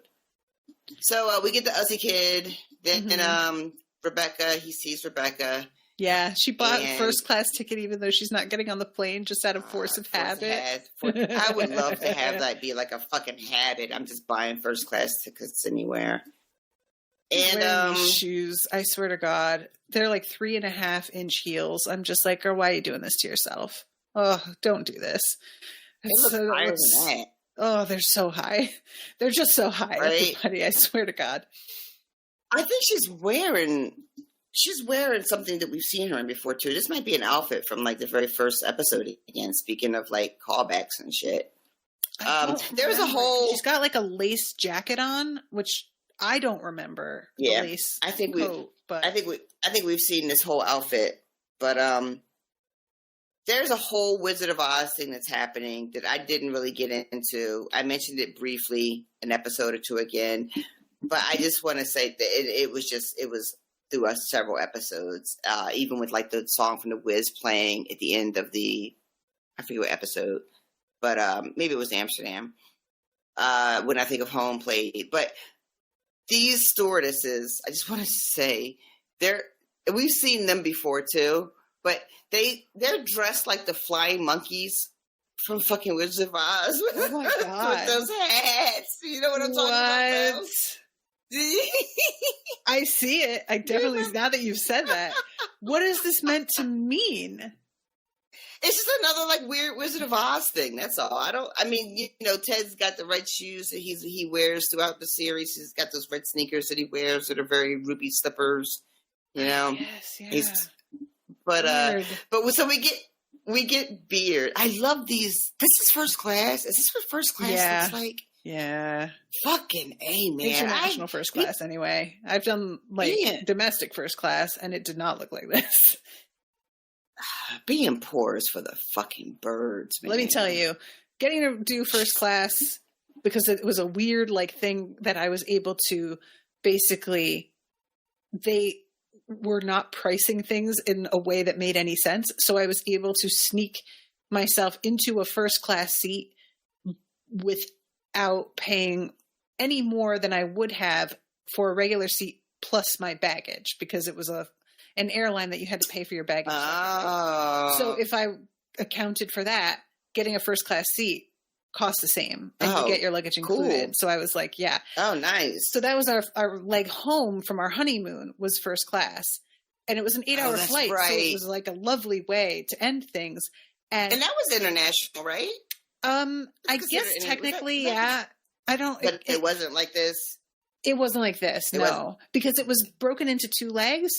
So I think it was like when you're doing an international that's a nonstop, it's just a lot more high quality everything because you're going to be in there for fucking hours. And this, I mean, you're always in there for hours, but mine was like, 3.5 hours of first leg and then 3 hours the second leg, pretty much. But I can't believe, like, I was so much more comfortable in the seats because the seats are so small and I'm fat, and I could lower the whole, like, the tray, the fold down tray. Mm-hmm. My stomach's too big. The tray doesn't lay flat on a regular seat, so I can't use it. Wow. And yeah. So in like the first class, I was just like, so to be comfortable and utilize anything, I have to get first class? Like, really? But you can't be fat and poor. You cannot be fat and poor. That's a fucking truth there. Lord knows. It's like being black and poor. You can't do it. One or the other. So yeah, we get Beard and Ted settling in for this flight home.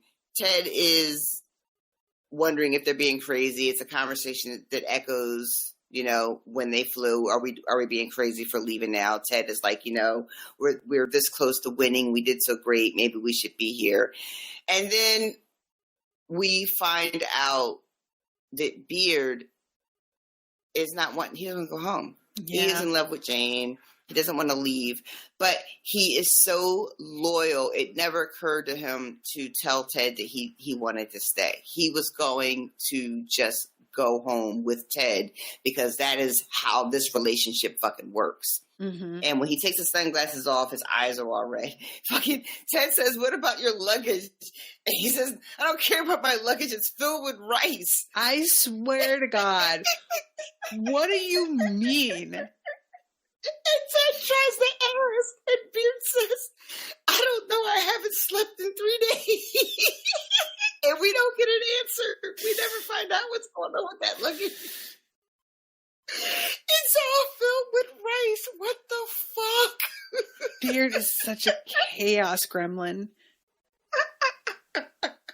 I love him so much. I love Beard the absolute most. I just enjoyed everything about this character. He was so much fun.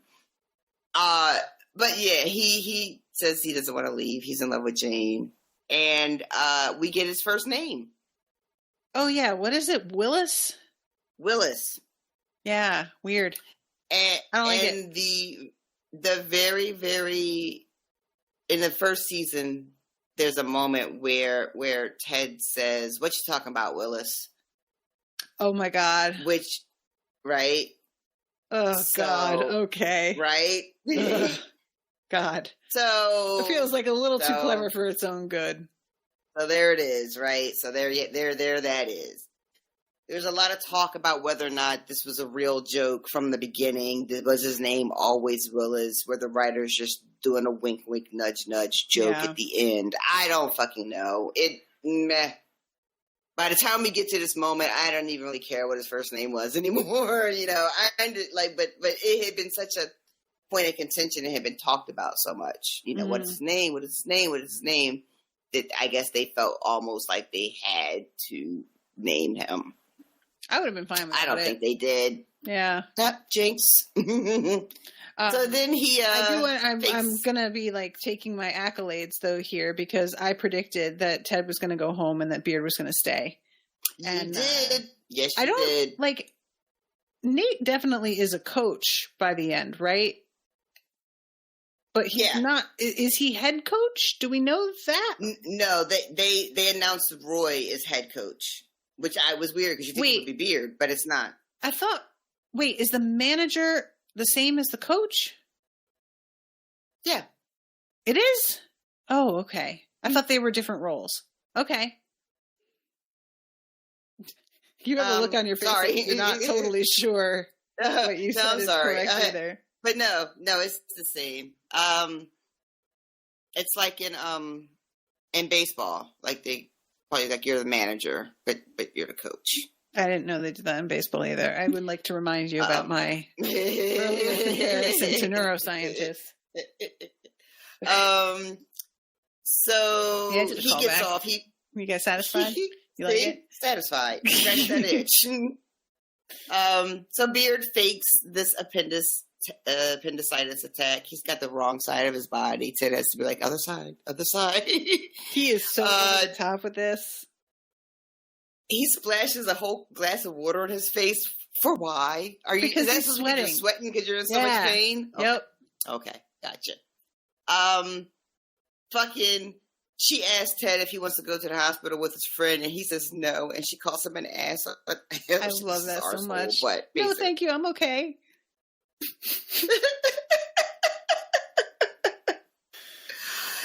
And then this is when we get this sort of first the fast forward starts really slowly, right? Because first it's just Rebecca leaving the airport. Mm-hmm. And she walks out, and this little girl comes running towards her. And then the girl falls flat on her face. I laughed so fucking hard, you guys. It was just so unexpected. I guffawed like a real because she does. She fucking plants. Rebecca looks gorgeous in the sunlight too. I have to say, sunlight is too pretty. It's gross. Stop it. She should be ashamed of herself. She really should. This little girl hits that so goddamn hard. I'm watching it again. Oh my god. Oh my gosh. Damn. But then it's the dude, girl. What did you think when you saw him? I was like, good looking too. There we go. I really wondered if they were going to try and make something happen with Sam, because she was thinking about selling the team, and I was like, well, she could do that, and then she could go off with Sam, and that wouldn't feel so weird anymore. But I do prefer this guy. Like Sam, delightful, definitely, but ultimately, it doesn't feel like a match. This was a completely different thing. However, agreed. I still definitely want a threesome with him and Sam. Oh, thank you, please. All right. Yeah. All right. So there was a funny line too about when she's talking to Ted, and he's talking about how she did the thing where she sold the 49% to the fans, let everybody buy like individual shares, and she says something about, I love the article. I wish they hadn't called me the matriarch. The matriarch of the team, yeah. And he says something like, it's better to be called a soccer mom, which is pretty funny. But when you see that moment, if you're thinking about Tish in the prediction, I guess. Oh, is it Ajita? Yeah. I was like, I'm looking at the show, and then all of a sudden you started to go out, and I was like, what's happening over there? So you start thinking, well, I guess that's all the prediction was. She's just going to be the mother of the football team, and that's going to be it, right? So did anybody think that? That never even occurred to me. That the prediction was not going to, like, were you even still thinking about the prediction? Like, yeah. Wondering, like, where her family was? Oh, were you? Okay. Yeah. So, okay, I really wasn't. I just figured that wasn't going anywhere. It seemed like it wasn't going anywhere. Which was fair. Right. So when we see her bump into the pilot and we see a little girl, it's just very, like, we had all secretly wanted this to be the thing. Mm-hmm. But I swear to God, it felt like it wasn't going to be the thing. There was no time for it to be the thing. They never brought him back. It was like, there's 6 minutes left. How can it be the thing? But then there he is outside the airport. I have to say, I really prefer him in civilian clothing. I do not feel this pilot's uniform. Not it. He's got he's got a really nice face, though. I have to say that close up when he looks up, I'm like, oh God, he's really handsome. Yeah, he is. And then this starts the sort of montage of the future, and we see. This is when you see the KB PR sign, right? And Barbara, they've got a staff there now. And if I'm not mistaken, some of them are the old people. Yeah, that dude is the one who called her hot. Yeah, he's back. Dan or whatever his name was. I don't know about the rest of them. But we have Rebecca announcing Roy as a new manager. Mm-hmm. Roy puts the fucking drawing from his niece up of the tits. Right, with the little... yeah, little censor bar. We see Sam is finally playing on Nigeria's football team, on the national team. So there is that coming. A man on that team. I don't know. Let me go back. When it pulls out, because I want to see. He is on the bottom right. And I would like to know that man's name, please. Just for science. Look at his neck. Do you see that? I gotta scroll back. That is. There's Did I go too far? Oh fuck! Why can't I find the team? It's 11 or 11103. Oh, everybody listening is just like, oh my god, guys, get over it. There it is. Oh, hello. You see what I'm saying? That man has like cheekbones. Like he should be on a runway. What is he doing here? Don't take a ball to the face, bud, because that is going to ruin a work of art. That is a beautiful man. Oh God. Anyway, we have Jade having dinner with Nate's whole family at the restaurant in the window seat. We have Jamie hanging out with his dad, and they're just having coffee, not beers. His dad looks healthy. Yep. So you got to figure like he's maintaining his sobriety. That's great. We have somebody on Twitter said that last episode they were like, it's so weird how differently everybody interprets stuff because I saw Jamie's dad and I thought that he had a stroke and was in an assisted living facility, which I could see how you could like, I could see that interpretation. Stacey said me too. I mean, like, I really do get that, but I think that the purposeful inclusion of the coffee really points to sobriety because it's like noticeable. Always. If there's fucking coffee, like a hot plate coffee situation happening in a room full of people, that's code for this is a rehab. This is an AA, NA, whatever type of situation. You better not fucking forget the donuts. They get very agitated.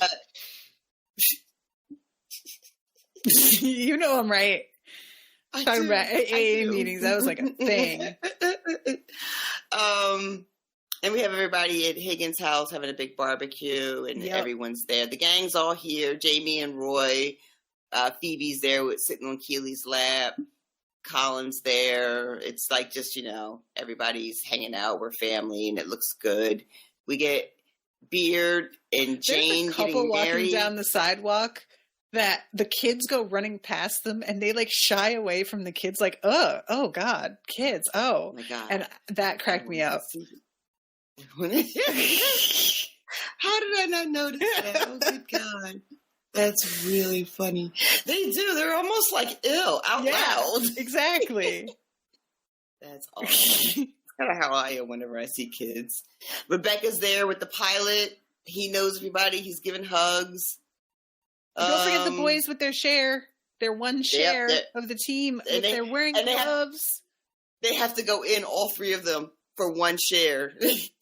Yep. I feel that in my soul. It's so and I also feel the wearing gloves because you don't want your nasty hands to like, ruin this pristine. This is cute. And May pulls out her stack. She's got like, what is that? Probably like 150? She has a moment here. Straightens the picture on the wall. It's a portrait of a man with long hair and a gun, it looks like. He looks like he might be native. It's hard to tell. But I felt like that was a nod to something specific, and I'm not sure what it is. It just reminded me of Sam Malone straightening the picture of Coach in the finale episode of Cheers. Do you remember that? Yeah, I do. I'm just trying to see. And just as I was thinking, it's like the finale episode of Cheers.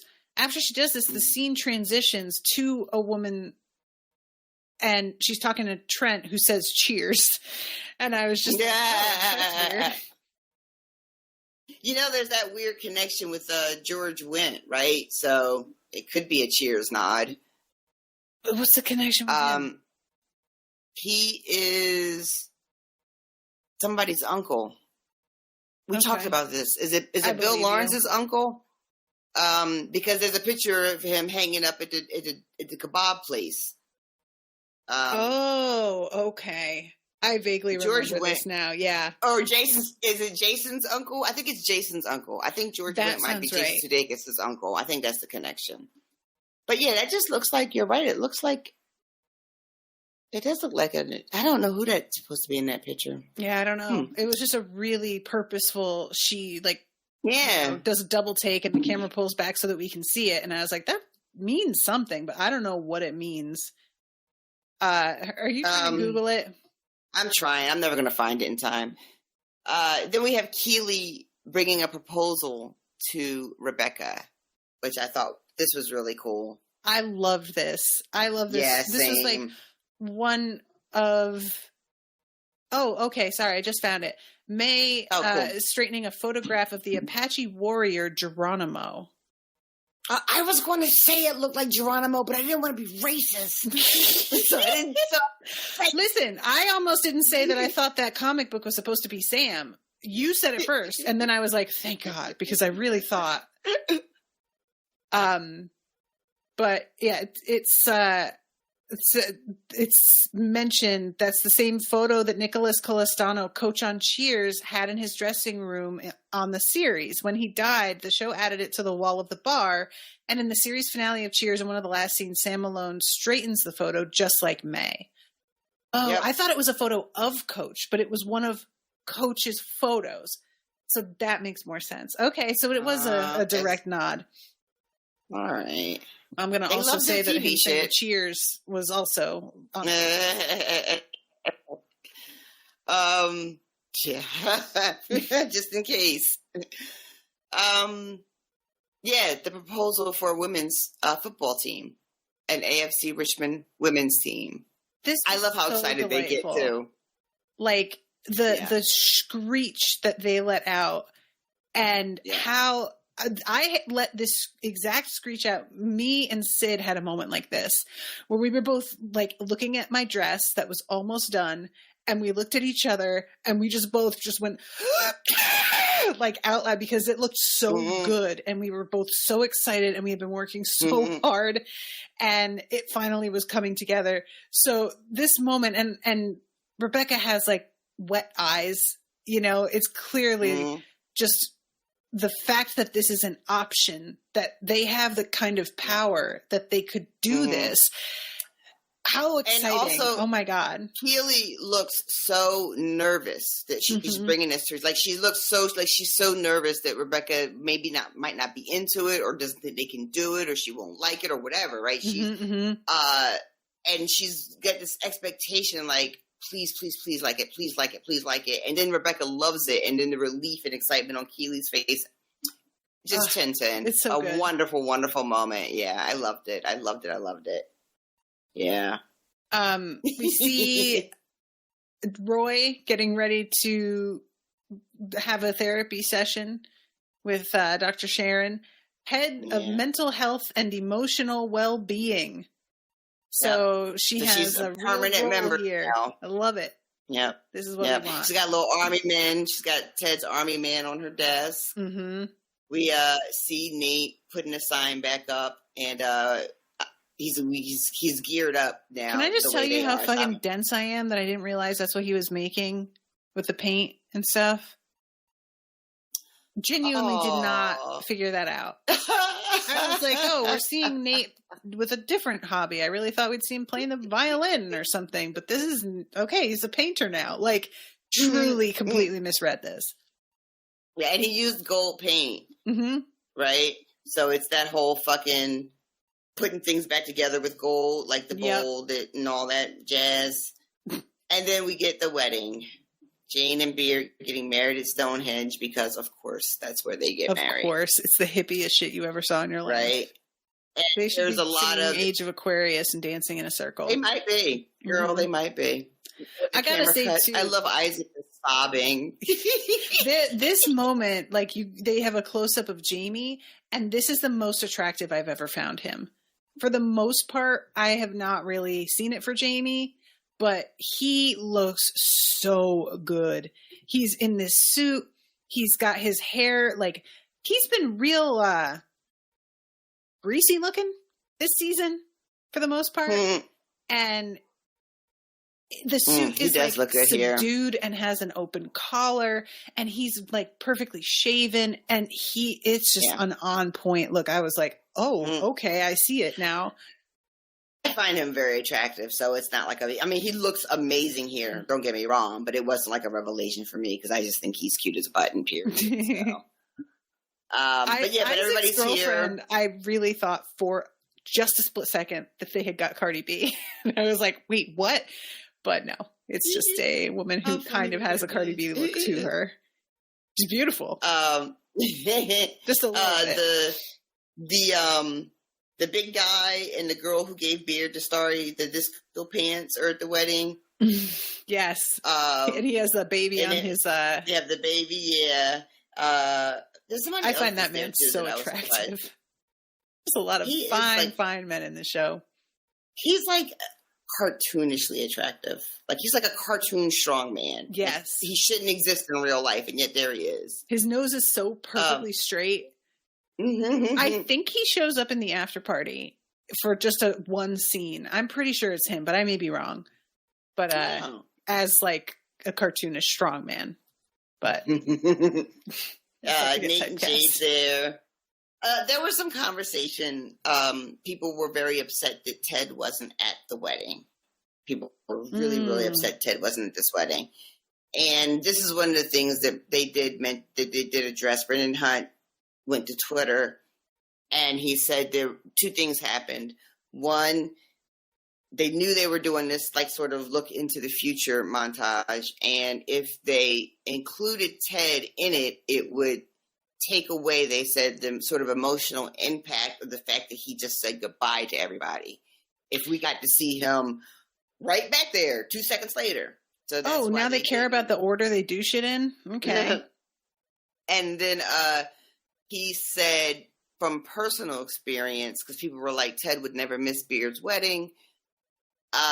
Brendan Hunt shared a personal story of his friend Joe Kelly, who is also part of the show.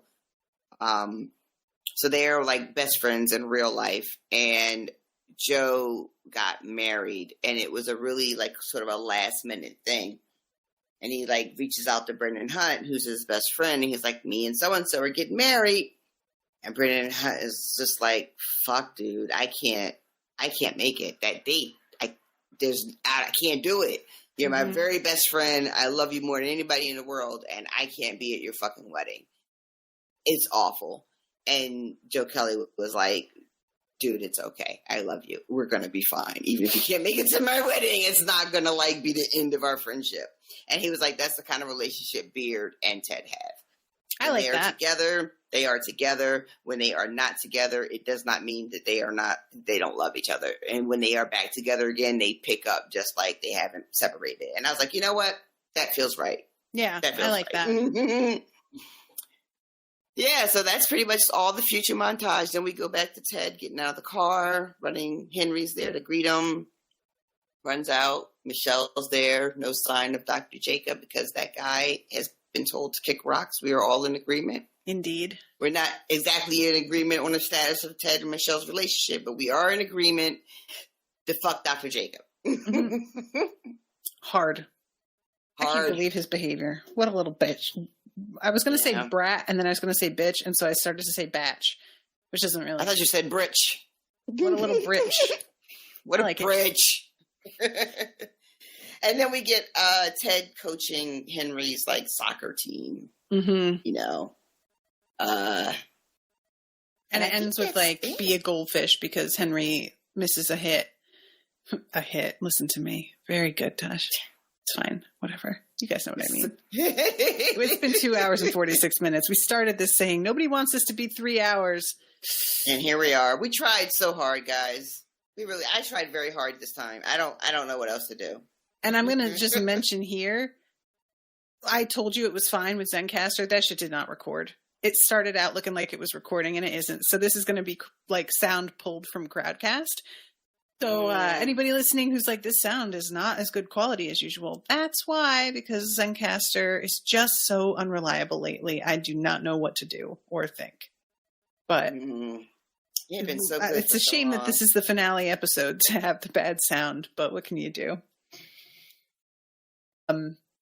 Yeah. So yeah, I really enjoyed the show. It feels like the sort of thing that I want to go and do like fanfic and fix it. I want to write the thing that I wanted to see. And weren't we just talking about people being too invested in telling their own stories? Well, that's the thing. It's like, if you're invested in telling your own story and you actually write it, people doing actual fanfic, I can get that, because that is kind of a hobby. You're still writing, that's still creative. You're taking characters that exist, but you are investing your own imagination in what happens. But when you just sit and theorize and read way too much into shit, like Cersei standing on the neck and Jaime standing on the fingers, and like draw all these conclusions from that, and you get yourself hyped for a thing that is purely in your head, that's where I start to be like, is that a hobby? Like, it just feels like you're setting yourself up for disappointment. But also, predictions that's like what we do.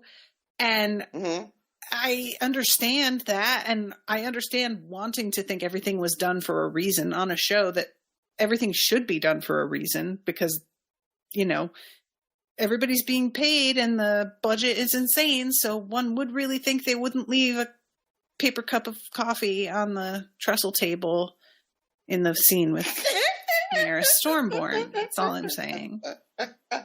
Oh my God. And the water bottle too. Remember the water bottle? Oh yeah. What a disaster. It was like the editors just had lost heart and just really started to phone it in.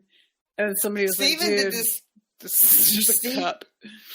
Steven, we were watching Malcolm in the Middle, like rewatching Malcolm in the Middle, and fucking Steven called me into the room. He's like, oh my God, you gotta come here, you gotta come here, you gotta come here. And he has the frame frozen, like pause.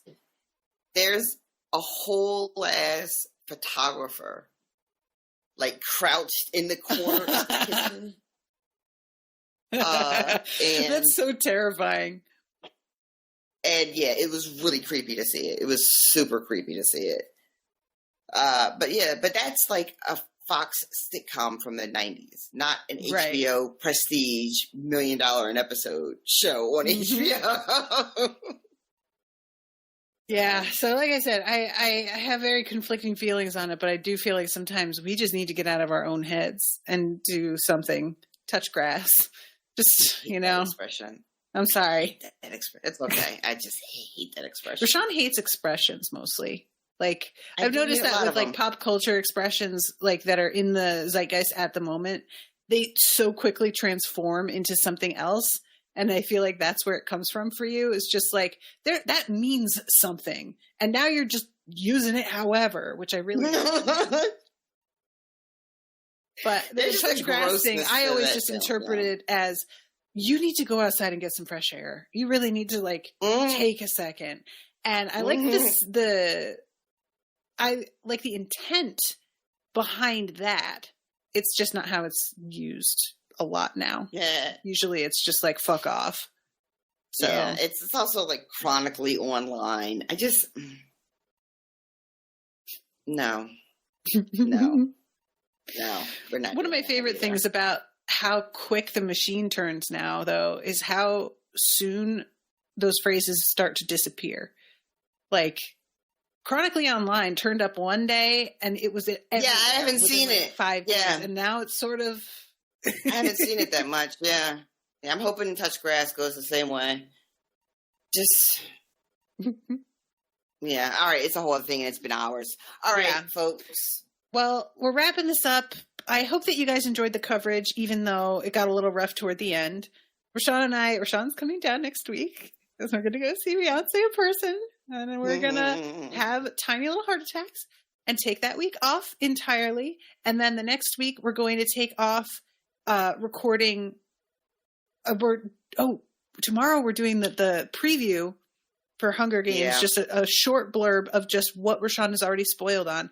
And I'll be loading that to like start off the feed because I need something in the file feed for Spreaker in order to get it sent to iTunes and everything.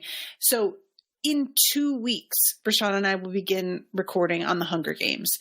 So there will be a delay there. And just might be, for those of you who are...